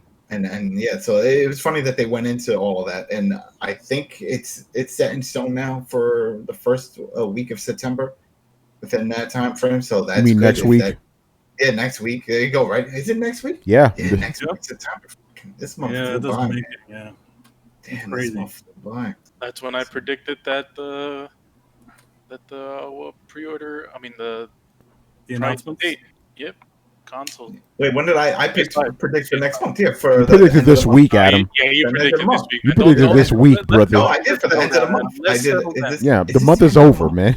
I don't know, man. You I've know, been living in a we box. never I know, don't right? Maybe they'll do it tomorrow, right? Man, they Or can- today. Yo, they were doing the pre-order shit, and I got the email. Of course, you got the fucking I was email. this was closer when I saw that email come in. I clicked on it, and it was like I was like, oh shit, this is it. This is it. It's so, I don't know if we want to get into this, but it's such bullshit that I pre-ordered a pre-order link, Yeah. and I didn't get an email for that. I'm like, why? You're supposed to? Aren't you confirming that I requested a pre-order email notification? It's kind of weird. The whole thing. At first, when I saw it, I thought it was a scam. I was like, this has to be a scam. I get a lot of emails. I'm like, this is some bullshit. I was like, this is some scam thing. But then when I looked at the link, because I don't click on them right away, I just take a look and then I copied the link out and put it in another browser. And I said, oh shit, this is an official PlayStation site. This is legit. And then I went through it, and then I saw in the chat you guys were sending the links. It was like, oh look, someone's reporting. It was like, yeah, this is legit. This does happen. It was like, oh, put in your user ID, boom, boom. All right, you're in. Thanks. To be real, I think I'm gonna pre-order like 4 of these because I think these are gonna sell out. Oh shit! Well, there might be a limit to how many you get. Digital, physical, man. Digital, man. Don't get no, physical. I'm Get getting- paper cut.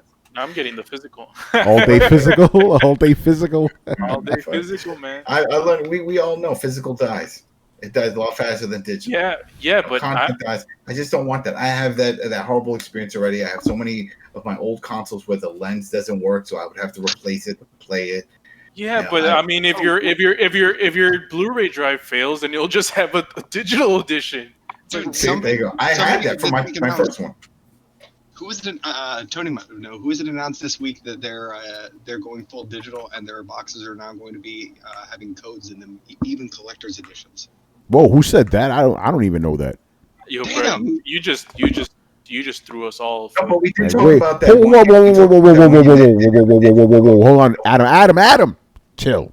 Brett, what the fuck are you talking about? I was reading a story earlier this week about one game company that their collector's editions were no longer going to include discs. They were just going to include codes to the game. This is the first time I'm hearing about this. But we've seen that happen already with a few games. The Wolfenstein that came out for the Switch. Remember that one didn't have a cart; it was just a code. Yeah. What game was it for the PC where they just had like the Steam code in the disc? Was like Metal Gear Solid 5 or something? Oh, I don't know. Yeah, there's like some game that came out and then it like the physical copy was just a Steam key, like literally that's it. Wow. Yeah. But Yeah, anyways, I would know. Go ahead. Adam, I'm getting the physical edition for 2 main reasons. One, the most important one is because I buy 4K Blu-ray discs. So I'm just gonna I'm gonna get rid of my Xbox and my old PlayStation 4. I mean, the PlayStation 4 couldn't play them anyway, so I'm gonna put those on the shelf I'm throwing them away somewhere. And the second one is because I still have a pretty big PS4 collection physical. So just in case I want to play any of those games in the future, then I'll have the. You know what I did, and I think I might do this for the next one. People, I took so I have a bunch of external hard drives, passports, Western Digitals, and I copied over. I already had a 4 terabyte one to my PlayStation 4, but then I had the 2 terabyte internal, and I plugged in another 4 terabyte, and I copied everything from those the 2 terabyte internal. So I have all these backed up. So that way, if let's say the console's done, the PS5, I get another one, I'll always have those games because it's the files itself that takes a long time to download. But now I have it, so that way, as long as there's a Sony service out there that can verify with the license, that should be good unless Sony goes out of business. And if they do, most likely they'll do what most of these services do, where they just get rid of the DRM. They're like, fuck it, we're gone. I don't see Sony disappearing, but that's a good idea for a lot of people that are thinking about porting things over. Just back them all up on a drive. Get another drive, just back everything up, and then you can store that away. That's your game collection right there, that drive. Well, Here we go.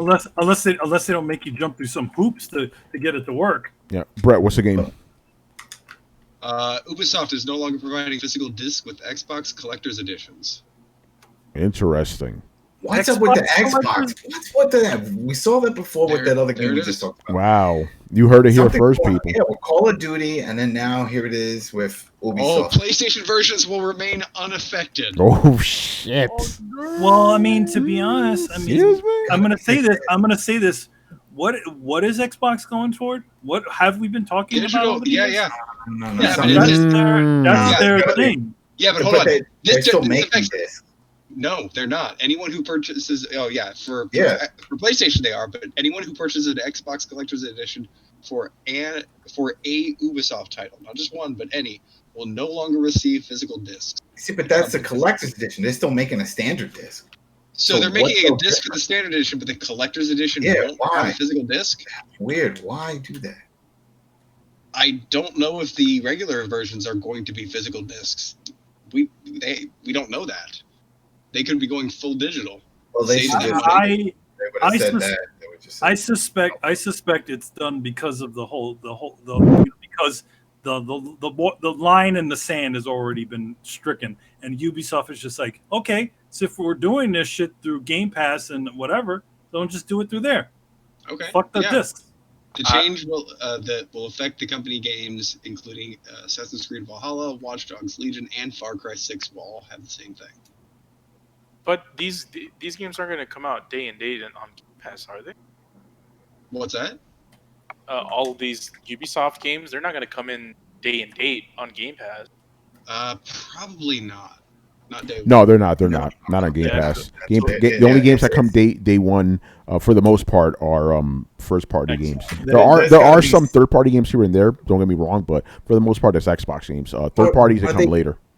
Do we know if they're using the same type of discs for that? Because I know you just said there was a special disc that the reason for your Xbox Series X. What was it that it plays? Ultra 4K or something? Yeah, You said. 4K Blu-rays, yeah. Could it that be it? That drive certain discs it can't handle, or it needs a certain type of disc, and that disc costs more money, so publishers don't want to pay that extra money Well, for the discs. it's a good point that Brett brings, because that pretty much guarantees. I mean, we kind of speculated this, but we're gonna get a SAT edition for the Xbox Series. You know, You mean the Yeah, S? but then they just say, yeah, we're just no longer making our games on disc for it. It said special edition, so special edition is probably going to cost more because it has some other goodies in it. Is yeah. that I mean, why? it seems logical that if a standard edition would have a disc, the deluxe edition would have one too. Well, this is beyond the deluxe. This is the special. Usually that's So the why third. would the special not have it though? Like that's Yeah. the thing. Well, you know what? It's not the first time. Forza did that. Remember, there was a collector's edition of Forza, and it gave you a jacket and shit. It didn't even come with the game, so you didn't even get the game. Oh, I think I've seen. Yeah, I think I've seen an example of that. Like they packed in a lot of stuff. And it's like, we're just Yeah. gonna leave you with a code. Yeah, they gave you a Yeah. bunch of shit, and there was no fucking game. So it's Yeah, like, I think whoa. I think I've seen something like that too. I feel like that would be a bad move, but Unless there's something special with this, that this is how they keep the costs low. That's the only thing I think of. It's something with the disc that format. Maybe it costs more, and they're like, you know what, this special edition, maybe they have a figure, maybe they have a special tin case. Who knows? Right. But I'm sorry, Adam. If I mean, there people are gonna want disc, but so what if it doesn't come with a disc? So what if people don't have internet to download this code? There's a system for that. It's called a 360.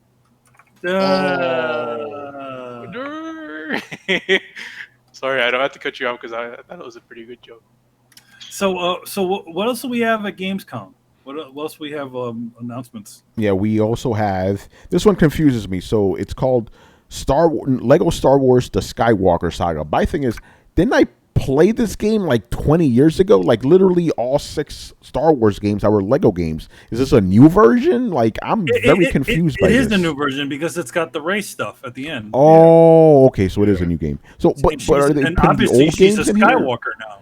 But are they putting the old games in here with the new ones? Like No, it looks like it's like a redone version like of the game. Like, but this one, you remember how I don't know if it did this in the original ones, but did they have the soundtrack from the original movies playing in the game? Yeah. Like in other words, this looks like they re-recorded everybody's lines. Really?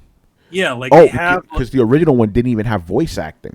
It was just Yeah. the original. this didn't even one. have They're voice like acting. they have voices, but they're like sound alike. So it's like a fake Yeah. Luke Skywalker, a fake Han Solo, and they're all redoing the line. Yeah, I keep forgetting that they have voices in these Lego games now. Yeah, you know? the first one didn't have any of that. It's just grunts. Yeah, it's just grunts. Yeah, because I remember it was called the Star Wars Saga, right? And it had, you know what I'm talking about. So I thought this was that just remaster, but okay, it's No, got the race. I find it ironic that they're adding voice acting to this new series. One of the people that is in the actual Skywalker saga is like one of the most famous voice actors out there. He's probably not going to be in the game. And he's not in it because they probably can't afford him. Yeah, they to be can. honest. Yeah, that's right. And maybe he sounds too old. He's like, I'm a Jedi Master. You're like, oh God, Mark, what happened to your voice? I don't know if Mark Hamill wants to work with them anymore after he was really unhappy with the way that they took his character. Yeah, I was Like, unhappy with the talking way they shit- took that talking movie. shit on Twitter. Yeah, I I was mean, to be unhappy with hon- that fucking movie. You know. To be honest, it's like, money's money. But it's funny whenever they put Luke Skywalker in a game, they never get Mark Hamill to play Luke Skywalker, which is really interesting. Even in the It's got to be money. even in the Battlefront games, Luke Skywalker's in there, but he's not playing him. They got another sound alike. I guess he can't sound like young Luke anymore, being 60 or 70 years old, right? That could be. But yeah. Yeah. So all right. So there's that. Something about Fall Guys. I think season 2 is coming. But, they're like, hey, look, we got medieval times now. Yeah, that's pretty much it. But hey, you know what? Shout out to them. It's the biggest selling. It's the Weren't you biggest guys selling. playing it? Yeah, me and Carlos streamed 2 that. seconds. But yeah, the game, I think it was bought or downloaded 8 million times already. The most successful downloaded PlayStation game of all time now. So good for them. You know. So I don't fucking get it. And again, I'm glad I did that stream because when I first saw the game blowing up, I was like, what the fuck is this shit? People were like, Tony, you need to play, you need to play, you need to play. Bro, that was the first time when I did a stream where I was looking at the minutes waiting for that fucking stream to end. I was like, what the fuck is this shit? You know? I mean, I get it, and I kind of fell for the loop-de-loop. But the only thing that pissed me off is it didn't seem like it had a lot of variety. Like the carrot was there, it was on the stick. But the horse carrying it wasn't that fast. Yeah, it was Well, stupid. I mean, it's again, funny- I get it, but it's not a game for me, man. It's just like it's too fucking brainless. I need something there, like an actual fucking story and structure, not just random crazy. Oh, we're gonna live out a Japanese game show now. It's like, all right, whatever. Oh, Brett'll love this game. We talked about it during the stream too. Yeah, It's no, like, we joked that like 2 weeks from now, Brett's gonna go, hey, have you guys heard of this game called Fall Guys? Like, no, Brett, we haven't. Well, it's interesting because so the way they revealed this game, the way they showed this first game, is they put it for free for a certain amount of time. Yeah, right? so PlayStation Plus game, I believe. PlayStation That's Plus how game. me and Carlos got. We didn't pay for that shit. Okay, so after this point, after this month has run its course, it's going full pay, right? I don't know. It's probably I don't know how that works. Yeah, how That's how PlayStation Plus games how it works, right? Brian? Like, Exactly. Okay. So after the month, then they go back to like just being got you. normal games. I suspect, and this is just a theory. I suspect that this season pass thing is to get people who bought it on PlayStation Plus to pay for it. To download and play. Yeah, yes, you're right. To play to the people who've already downloaded the game to pay something for the game. And man, you know what the rope-a-dope is? As you say, that's your phrase. Mm-hmm. You're like, hey, I already played this shit for free. I didn't spend anything. May as well buy the season pass. Exactly. That's how they're gonna get you. That's what they're gonna get. That's how they get you. So now after PlayStation Plus has run its course, Yeah. It's gonna be a full pay game. But I think the roll around is like, hey, look, it's the season pass. It's got more shit. Oh, got to pay a little bit of money for that. So that's how they're going to get all the people that downloaded the game for free to pay for the next part of it. Yep. But I don't know how well medieval times costumes are going to be doing with this. But who knows? Let's wait for those Guys, Marvel costumes. Go ahead, Brett. I hadn't seen the Fall Guys. I looked at a trailer. This is MXC, the video game. Yes. Yes, it is. Yes, it is. A lot of these are taken directly from MXC. Yeah. Yeah, and Which the developers don't hide that fact either, Brett. They're like, yep, this is exactly what the shit is. Oh, that's cool. Like, if you're being honest about it. Just with cute hot Yeah, dog Brett, they're characters. by Devolver. You know, Devolver's putting this game out, so you already know. Yeah. Oh man. Okay. Yeah, I am interested. You could download Have you it now guys for heard free. about this? No, we haven't. Oh, Brett, you can download it now for free, man, before the month's up. You Yeah, can try Oh, it. sweet. Yeah. If you want someone to play with, man, I'll play with you. Because how many people can you have? Like 4 or something? I'll play. All right, so there Yeah, you go. Maybe we could stream it again. I'll be like, what the fuck is this shit? Again, It like I looks did last super time. Japanese. Yeah, it's a Western game, but it's super crazy. Oh man, he drept. Yeah, it's very crazy. If you're into that stuff, and on Twitter, everybody's always posting fucking videos and all that. Anyway, moving on to the next thing. Adam, I need you to fill me in on this one, brother. Medal of Honor VR. What the fuck? Have you heard about this shit? VR. Yeah, it's a Medal of Honor VR game. Arts? It's by Respawn. Respawn's making this shit. No. Yes. Respawn. Oh, Respawn. No, I was thinking of the other one. All right, Yeah. so it's Electronic Arts. It's Respawn. Yeah. Damn. So it's going into the VR. Is that a release? Did they give a release date? Or Let me see. is it just an idea? The following content is for mature or whatever. Let me go to the end. No, it's a Let me see. Because Medal of Honor. Yeah, Medal of Honor. Oculus Rift, right? Mm-hmm. Man, that shit looks good. This has got to be a PS5. That shit looks too fucking good. They did. They actually did, which is what is kind of cool about No it. release date on this, Adam. We don't got the full bodysuit with this because that's the only No, time no. I want to play No, but, shooting first person. But they got the original director back. I'm not sure if you talked about that. No, I didn't know. I didn't even know that. From the Medal of Honor series. Yeah, although they kind of featured him inside of the whole trailer, but they were like, yeah, we got the original Medal of Honor director on here, and then a bunch of others. So they're like they're bringing it back in a big way, and they're saying that they're doing like what Medal of Honor used to do, where they essentially take stories from veterans of the war, and they're sort of stitching them together. Yeah, because the story with this is crazy because it was Medal of Honor, and that was with Infinity Ward, and that's EA, and then people left from there and started their own studio. Wait, no, that was not Infinity. Oh man, see, it's so complicated. But there was a lot back and forth between EA and Activision, and then eventually the studio kept splintering off, and then went to Infinity Ward, and then eventually Infinity Ward. Some people left and did Respawn. So it's interesting. So now that you said that they have the original director all the way back from the Medal of Honor. Yep, from Medal of Honor, and it's being developed by Raven Software. Okay, yeah, and then they do the Call of Duties. Well, I mean, they do all this stuff. So, all right. Well, yeah, I guess that's cool. I never got into VR, but again, it's the whole. I want a suit. I want a body, chest piece. I want the full experience. That's what I want. You want to be like the lawnmower man. Yeah, I don't think this will work just for a headset for me. I need more. I need more immersion. I need the gloves. I need the gun that also the cod piece. The whole cod piece. I need all of that. Give me that experience. Just throwing me in and trying to trick me visually isn't enough. I need my body to feel it. Adam will wake up the next day all fucked up. His wife's like, Adam, what's wrong with you? Like, I was playing fucking Medal of Honor last night. I can't think about it. If I have a helmet on and the helmet has speakers and some vibrations and stuff. So let's say if I get, taking cover and someone's shooting at me, I can hear a bullet like ting off the top of my helmet and feel it, and my head shakes a little bit.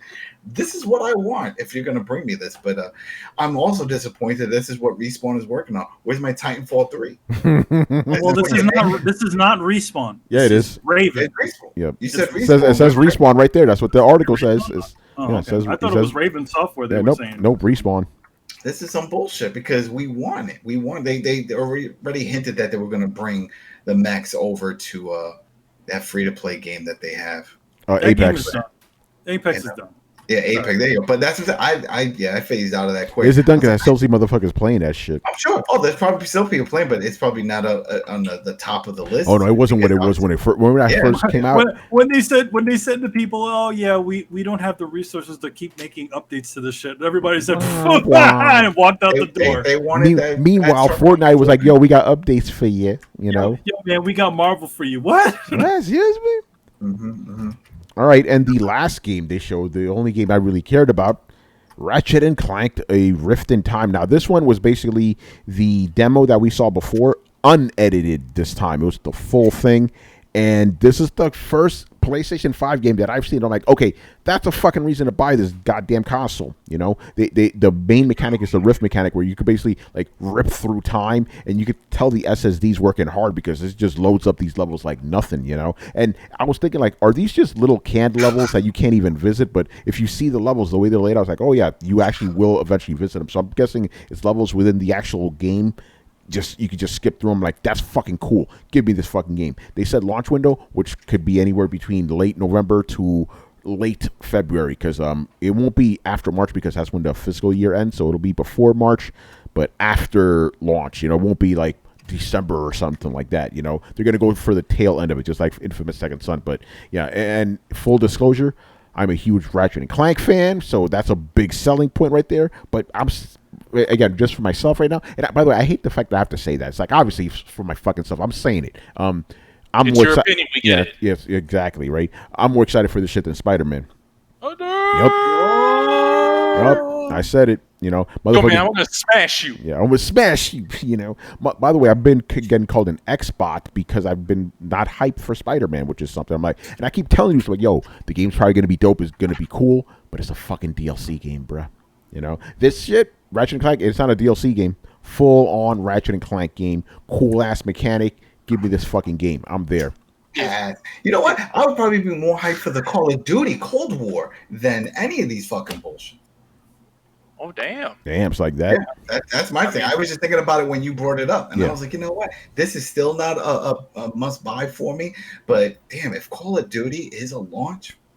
It is going to be a launch, yeah. But Adam, but it doesn't change the fact though. It's like, I'm excited for this game, but it's only one fucking game I'm excited for. Think about that. That's bad. You know, that's not a good thing. And it's not coming out this year. It's not coming out this year. It's coming out next year. No. You know, so Yeah. So it's like, okay, again, the conversation is, what are we gonna have? I mean, for me, there's nothing. The only game that I'm actually sort of excited for is not even coming out. There's a possibility it's not even coming out on anything, which is that Monkey King game that company put out. That thing is the most impressive thing I've seen. That's supposed to be next generation. I mean, granted, Ratchet and Clank looks great, but I'm going to be honest. I'm not a big Ratchet and Clank person. I've never played the games. I've seen Chris play them, but I've never had enough. You know, I just like, you know, it's cool looking, but I don't want to play. Yo, I have to say this though. If you watch the stream when it was going live on YouTube, do yourself a favor and rewatch it in 4K. watch that 4K one. Oh man, that shit looks fucking crazy, man. Yo, I'm hyped for this game. Yeah, man. my man Carlos, what's up? You know, yeah, Yo, I'm this ready. shit is sick, man. I mean, now Ratchet and Clank, you know, to me is comfort food. I know what I'm going to get. I'm going to fucking love it. But again, every game always has that one extra mechanic that makes it different than all the others. And this one, it's cool. You can just rip through time and shit like that. You know, not only time, but space. It's both of them, you know. Give me this fucking game. I'm ready. You know, but again, it ain't coming out this year, people. It ain't coming out this year. So what are you buying? Why are you buying systems this fucking year when they ain't nothing to play? Call of Duty. But Call of Duty, you can play that shit on your PS4. I know, Yeah. but I'm telling you, it's got to be something that they can show. I also need that bodysuit, Adam. And the bodysuit. Speaking of that, I was watching the trailer now, right? And they show that they said, "Oh, we went and we put the headset on World War II vets." Now these guys are obviously You put about those old motherfuckers, you're gonna give them heart attacks. Now we're getting close that this will probably be the last gen that they can say this, that they're using World War II guys. But I just see this video of this guy, really old looking guy with a headset like, oh, I'm like, you're gonna kill him. You're going to give him You're gonna give this man PTSD and shit. He said, "Remember when Jimmy got his arms blown off? You know, little Bobby, his head just gone." It's so funny to see the guys like we put it on actual World War II vets to get that full immersion, and then you see the guy. Oh, and I'm like, take that shit off. That's elderly abuse, man. Exactly, that is abuse. You don't. I don't want to. This is like I was in my 20s when this shit happened. I don't want to live this again.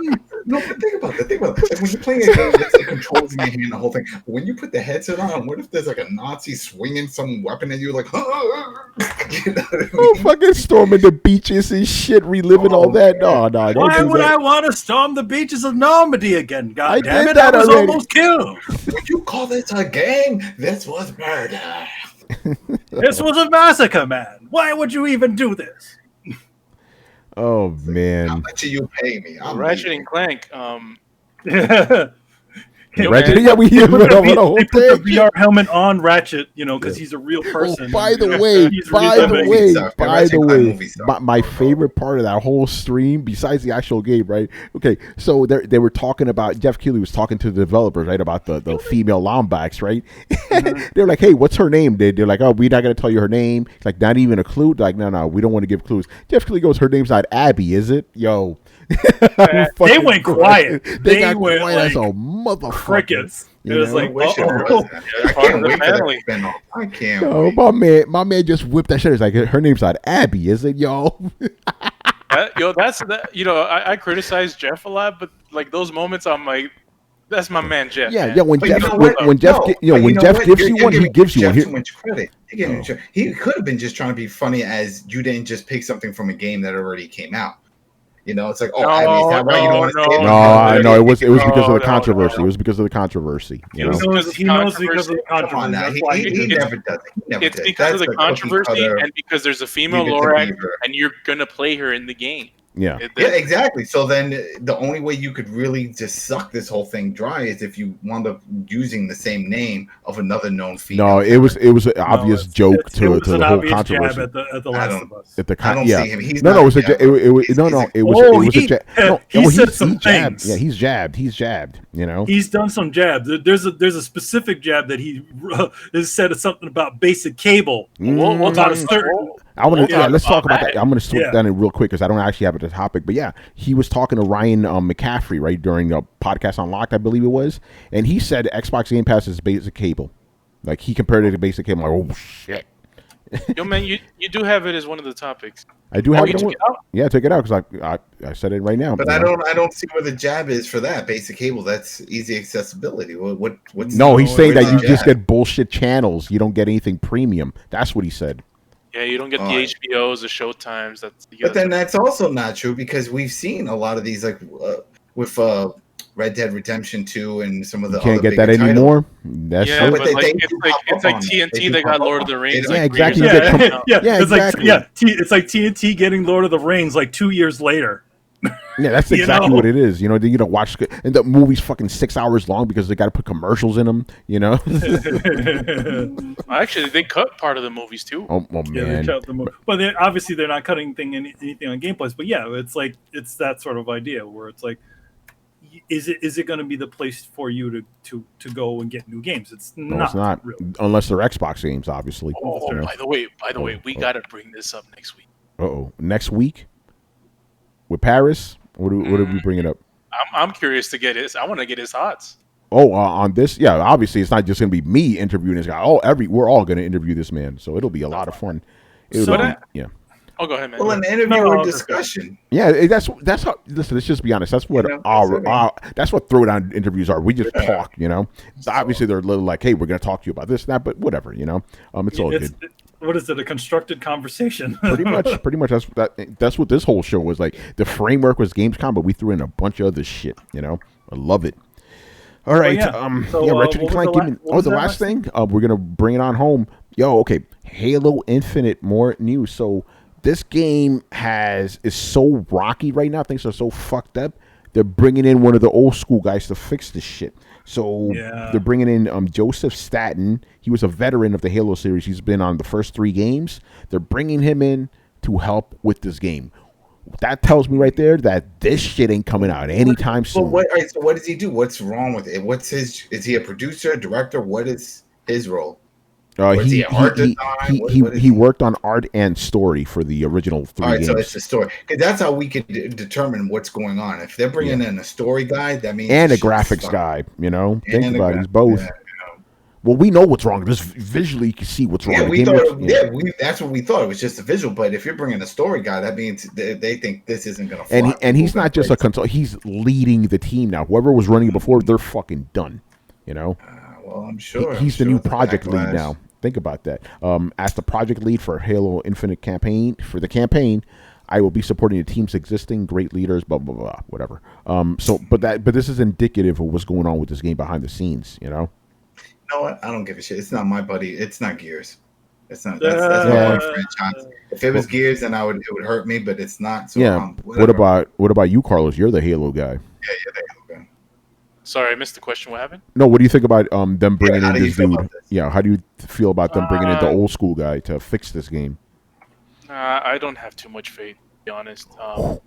Like it's like, we were talking about Star Wars earlier, and it's like, yeah, they brought back J.J. Abrams, bring back the ship.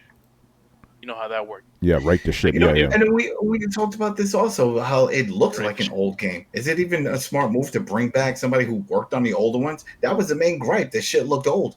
Bring in some fresh eyes. It's more like the guy, bring back the guy who made the good Halo games as opposed to the lousy Halo games that this company has been putting out. But these people tout that they brought in a lot of people from Bungie, like when they created 343. Frank O'Connor was one of the big ones. Yeah, they had a lot of the old Halo people, so that's why you can trust 343 in that sense.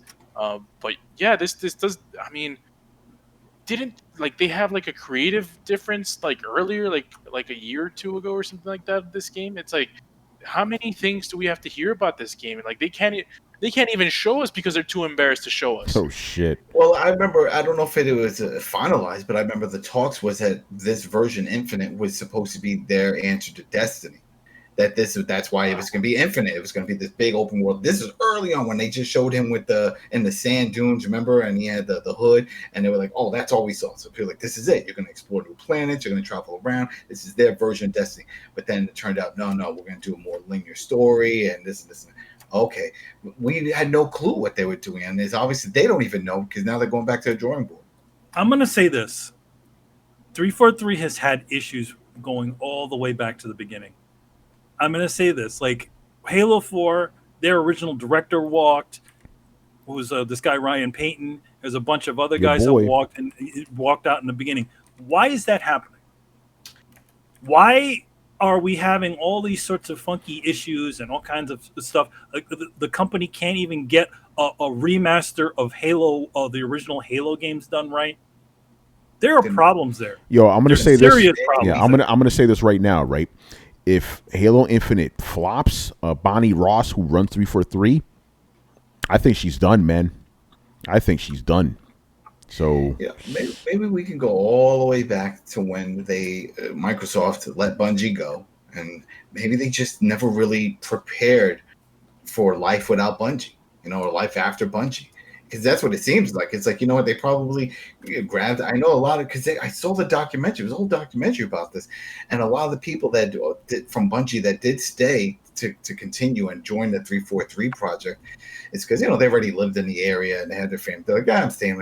But it maybe the key people that they needed to make this work are the ones that left. So you had a bunch of people you had a bunch of people that stayed, but they weren't the ones that really make the changes. The ones that make those changes, those big decisions, and set the paths are the ones that left. That stayed with Bungie and continued on with Destiny. Who were the guys that made Halo Reach? Who were the guys that made Halo? Halo 1, 2, and 3. Where are those guys? And I don't think they're there anymore. But this is what we seen when we were talking about this before. Mass Effect and all these other games. It's like you can't just continue on because you own IP. You need the brains behind it. You need the people that were involved that had the vision, the original vision, whether it's the story or the gameplay. Because once you take these components out and you try to fill it in with someone else, it doesn't always work. We see this all the time with movies and TV shows, and this is no different in games. It's just now that people are starting to realize, wow, there's something else to it. What's going on? Why did this fall apart? Why is this not like the other one? Isn't this the same studio? Studio by name, but not by the staff. Not by the staff. But the thing is that, like, I think the some of these companies think that they get this false pretense. Okay, yeah, we have the Halo, we have the franchise. Okay, so we can just continue to put out games, and people are just going to keep eating it up. No, it's not that. It's not that at all. Unless they go back, like sort of like what we're seeing with Activision doing with the Tony Hawk 1 and 2, where they're actually taking original code. They say, forget about just aesthetics, bringing it back. We're going to bring it back with the code on that level. But then if you do that, then you're really not changing anything. That's not what people want. Well, I mean, to be honest, it's like people want, like, it's like going back to when things were good, right? Yeah. Like, hey, look, we brought back the game that you love. It's the same game, just shinier. But okay, so then now, then now there's a bigger question. Okay, now that you went back and you kind of reminded people why they love these things, then what happens? Then you make a new one. We'll see how that goes. And that's the big question on the new Crash Bandicoot game. Yeah. That's a good. That's right. Yeah, Crash Bandicoot 4, right? Yeah, because what's the game that did very well? The fucking remake game. That's what did well because people remember that. Will this one be on that level? We'll have to see. No, they have a huge. They have the legacy now. They have a direct version of the legacy that's literally sitting right in front of them. Can they really capture that magic? And we're going back to 343. It's like they haven't been able to sort of capture that Halo magic. No, they have not. But then again, I got to find this documentary. That was a whole one. But it really went into that and talked about how it was not so much just Halo, but Halo just hitting that turning point because then Call of Duty was taking off. And remember, the Call of Duty controls became the go-to control system for a first-person shooter. That was it. They turned away. And eventually, Halo had to adapt that control scheme because of that. I'll tell you this, Adam. Ain't no documentary going to save 343 from this. No, that's what I'm saying. My point is it too late? Is that trend? If the whole crowd and the people of that community of FPS and shooters, did they already move on from Halo? Yeah, Halo they did. To the but now they moved on to a bigger club, the new club down the block, and that new one was pretty much Call of Duty, and then all the other FPS that followed that scheme and that style of game. Because Halo never really evolved when it comes to that. You don't have that. Didn't combat evolve? No, for example, just to get to the whole thing, we always call it the Michael Bay, right? The Michael Bay effect that you see with the Call of Duty. Halo never followed that path. And I think a lot of people thought that was going to be the next level. We're going to see these big epic moments, ships battling, Master Chief hanging on the side. We're going to see. We didn't see that. Well, I mean, the thing about Halo was, at least initially, was that deeper story about the Halos and all that stuff. Mm-hmm. I feel like a lot of that got lost. That's why you do like a prequel game like the ODST game. They had this bigger narrative that was there. But I feel like a lot of Arbiter, they did that whole thing. Yeah, the whole Arbiter thing. I feel like a lot of that is sort of getting the bigger narrative of those games has sort of gotten lost. It's lost the magic that it originally Yeah, but here's had. one thing that I want to bring up, and Brian brought this to my attention, right? Because me, he's just playing these games for the first time, right? He played the third one, he's noticing a pattern. What was that, Brian? The Flood? No, not that. Something else. Something with the title of the series. Okay, so game 1, Halo, right? You go in, you find the Halo, you blow it up.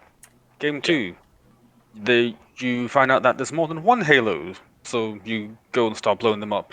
Game 3, you find the home world where they make the Halos, and you blow up like a Halo that's being made. It's starting to feel a bit stale after Halo 3. It's like, I'm just doing the same thing over and over again. Just finding a Halo and blowing it up. Find the Halo. It's the lore itself. It's just so that's the thing. It's not just the gameplay. The lore itself has gotten stale. Yeah. Go ahead, Brian. I can And they now had see why both. they made Halo 3 ODST and Halo Reach, because they were nothing to do with Halo. They were nothing to do with the Halos. They're just, hey, here's a story in the Halo universe, and that's it. Yeah. I think just an important thing to note. Adam talked about how Call of Duty is essentially the like what The started. Halo killer. Yeah, Yeah, that's a funny thing.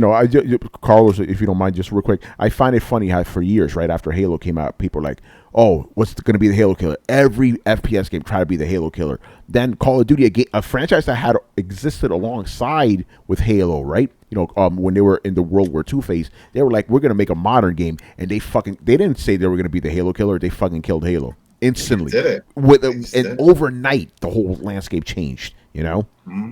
It was crazy. And it's interesting, like essentially the Call of Duty killer is already arrived, Fortnite, but Call of Duty is still alive and it's still as strong as ever. You know what it is, Carlos? Because I think Fortnite and Call of Duty are so different from one another. They serve two different audiences. Halo and Call of Duty are still kind of for the same audience. You know what I mean? They're they're similar. Like obviously, yeah, exactly, for the hardcore guys. Fortnite is really more for the children and shit like that. For the kids, the influencers. Call of Duty is my comfort food. That's my shit. Oh, I can't imagine a year where there is no Call of Duty. Like even the Black Ops. Remember the Royal? I did not want that shit, and I still wound up getting it just because I crave Call of Duty. I love that. Man, that's like that's Call of the Crack. That is, it's a crack. It's so good. And it's the controls. That's it. When I pick up the controller and I know how to play. It's just there. I know where the buttons are. I know what I'm doing. I feel like I just equipped and I'm ready for battle. And it always feels good, man. It always feels good. The nice weapons, and twitchy and stuff. Yeah, everything's responsive, especially if you put on some good headphones. You're immersed. You're like, shit, this is what I want. Especially, that's why a lot of people miss the campaign, because that campaign, even though it was short, they were very immersive. You felt like you were in this crazy battle, over-the-top action, especially with a lot of the camera effects, and then you running around, and some cheesy QTEs to salute and stupid shit like that. But it was still immersive. It was fun. It took you out. You felt like you were in one of those movies. You felt like you were in something. And I never got that feeling from Halo. Halo just never pulled me in like that. Well, Halo was always like an epic sort of scale game. Like it had like a grand story with bigger than life main character. And Bungie, I think what Bungie did great at the beginning was they were innovators. They innovated a lot of things into console gaming. They definitely did. When it comes to the online multiplayer, to the voice chat, to the clan support, the control scheme too, double analog sticks. The control is different. Yeah. Having a flashlight, that was awesome. They did a lot of stuff. They even introduced Forge. Before Dream and Little Big Planet, there was Forge. And a lot of these things were on PC before, but on the consoles, this was unheard of. And Bungie was ahead of the curve. They always implemented, and they were great when it came to community. They always interacted with the community. They always got feedback. They did podcasts every week about just everything Halo. I used to listen to those podcasts, and every game they released was an event. And they just Bungie was sort of didn't want to become the Halo factory, so they were transitioning along, and 343 is sort of trying to capture the continual momentum that wasn't theirs to build upon. Yeah, sure, they brought up a couple of of people from Bungie, but it's really hard. I think even for a game like Gears, Coalition, you see they're trying to do that too. The same type of effect. They bring in some of the people from the original series and say, all right, let's try to build on this and continue. But you know what they did though, and they were overshadowed by the legacy of Marcus Phoenix, and that's why they switched out that character. Yeah, you're not going to see another Marcus Phoenix Gears of War game after this point. After they switched over to his son, he's there. He is there. He's not the main guy. But he is not the main character anymore. No, because they don't want to live up to that. Well, the interesting thing is in 4 they kind of completely transitioned away from him, and then it's like on 5 it's like, welcome back. Yeah, they went right back to that. Yeah, it's kind of like they just like you're like, oh, whoops, nah. That's exactly what 343 was trying to Yeah, do with with Halo. Spartan Locke. They were making their own Master Chief, so they didn't have to live up to the legacy of the original character. Well, they need to make another Spartan then, because Locke was just a regular dude. You know, the Spartan Master Chief, he's RoboCop. They need another RoboCop then, if they're going to go down that road and have him have different abilities. Maybe he can fly. You know what I mean? Give it instead of just super jump. Maybe he has like a wing. Change it up, but put it in that type of world. So they need to do something like that. Yeah, but just the interesting thing about Gears, I felt like the quality of Gears has never really fallen off that much. But the engagement and the people, like the fans, I think have fallen off more than the quality has of the game. And with Halo, it's like both. So, man, I just hope this might be something that's like, like that old horse. It's like you got to put it down. Well, maybe unfortunately, maybe the what is it? Absence makes the heart grow fonder. Maybe there needs to be a point where there isn't a Halo game for a while. They kind of they put those guys on, let those guys make their own new game, new franchise, kind of like the way Sony let the Horizon Zero Dawn guys not be the Killzone Factory, and just guerrilla games, when they had their time away, have them come back, and then maybe they'll be fresh. You know? That's actually not a bad idea. But like, because I'm going to say this, I'm just no. I was just thinking about this. Like, I think maybe Halo's time has come and gone. So maybe it would be a good idea to, like you guys said, put it like, I don't want to say out to pasture, put it in retirement for a little while, and then maybe if it still has vigor in it, it could come back and maybe it'll be something new. Who knows? And they, like, by creating new games, you learn new things. You build like game mechanics or levels and stuff like that, or narratives, and it's like, oh, this worked pretty well. Let's implement this on the new Halo game. It's like people like these companies. Insomniac is like the best at this. Like, you can tell it's an Insomniac game a lot of the times because the crazy ass weapon. They use things that their previous games like did, and it's like they make it even better. And they implemented it on the new games, even though they're different franchises. They implemented it on the new ones. Yeah, like think about it, right? Sunset Overdrive, right? Spider-Man mechanics, Where's Resistance? Why did they not bring that back? Because that that series fell off too, man. Sunset Overdrive? No, Resistance. It's still Insomniac. Yeah, that was. No, I know, but I mean the franchise. But people aren't. I mean, there's some people obviously asking for it, but there's not a lot of demand. Yeah, it doesn't. It's their forte. They're kind of jump into the sort of more serious games sort of didn't work out for them. They seem to excel at lighter keel sort of games. That's why I think, granted, I think Spider-Man's a good mix of both though, like serious and also fun. Spider-Man has serious and it's light. Exactly. It doesn't get too heavy, and I think that's the good point when they work the best. When they try to get like, hey, we're gritty, alternate past where World War II happened and the aliens came. I'm gonna say this right now, right? What was Resistance? They never said this, by the way, but it was also one of those games. Hey, let's try to do our Halo. Mm-hmm. No, you can't. Halo is not the game you emulate now. It's Call of Duty. Man, Resistance was so freaking good, man. So freaking good. They did everything. They did campaigns, co-op campaigns, multiplayer. They had everything. Thing. That huge ass fucking boss in the city. Crazy. All right, man. We're done here. So before that, does anybody need to pimp anything? Actually, Manny, you have something to announce, don't you? Oh yes. Tomorrow. Tomorrow. I'm not exactly sure when. But tomorrow will be I'll be coming back for Throwdown Draws. I'm going to do some drawing. I've been commissioned to do some work for somebody, so I'm going to draw, and it's game related, so it's going to be on Throwdown Draws. So we're going to do that tomorrow, and or today actually, and we're gonna have some fun.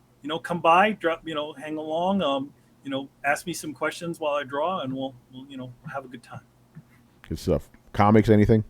Also, yeah. Dark was it? Dark Knight's Death Metal guidebook. The guidebook. Dark Knight's Death Metal Guidebook. Don't forget to pick that up. Me and Kari did some really cool work on there. We did a really cool like center of the book Harley Quinn story, which has gotten a lot of the comic industry, a lot of the comics journalists all in uproar because of something that we added in there. Nothing bad, of course. It's fun world building stuff. And we also have Excellence. That's the Excellence 9, which is out of the field. And there's a couple of more Marvel DC things coming soon, which haven't been announced yet, which is good. Good stuff. Oh, by the way, quickly, DJ Chan, you're good. He says, sorry for the spam chat. Nah, man, you're good. I like your comments. Good, all right, Adam, anything you want to pimp? We've got Friday Night WrestleCast tomorrow for Payback pay-per-view that's coming out this weekend. That should be fun. Let's see what else. Got a bunch of stuff we posted up on the Coalition. We got reviews, discussions for Wastelands 3 and the Samurai Jack. That was fun. I had a lot more fun than I thought I was going to have with that. And I got some other things that I'm working on. Doing another little playthrough for West of Dead, but on Switch. So I did a review for it on the console, the PS4, but they sent me a Switch one. They're like, check this out. We did it on here. So let's see. Because those type of games are fun. Those roguelike, those fun, just run around, kill shit. That's one that has Ron Perlman narrating. Those are always fun. And those are good on the go. And that's what I like to play on the Switch. So you're going to check that out. So that'll be on the site. And yeah, that's it. Just check it out tomorrow if you're into WrestleCast, everywhere. On the website, Spotify, all that shit. Friday Night WrestleCast. Cool, man. Good stuff. All right. And then, as I said, we are literally here, people. The road to 300, man. Next week will be episode 300 of Throwdown. It's going to be a lot of fun. We're going to have Paris Lilly on. We're going to talk to him for the whole, hour or two, however long he decides to stay on, just about his career in gaming and all the whatever other questions we want to ask him at the moment. That'll be a lot of fun. And we're going to be having a contest that we're going to be giving you away a game of your choosing, platform of choosing. So long as you answer the question, I'm going to stump you guys. It's going to be good. Just make sure you don't ask us anything crazy like a special, collector edition, because we don't do that $60 game. And we'll also be announcing our biggest contest of the year, people. We're not going to launch it yet, but we're going to be announcing it. Ooh, and Carlos, it may be a coincidence next week, man. The stars may align, son. So that's right. There's your clue, by the way. Listen to the rest of the episode. Yeah, I think you guys may know what the contest entails, man. We're taking this shit to the next level. So it's going to be very, very cool.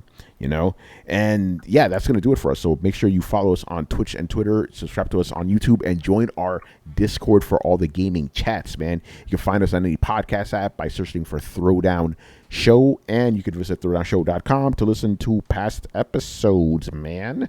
Links and all that good jazz is down below. Once again, our show is Tony Polanco, and tonight I was joined by Emilio Lopez. See you later, guys. See you tomorrow. Yep.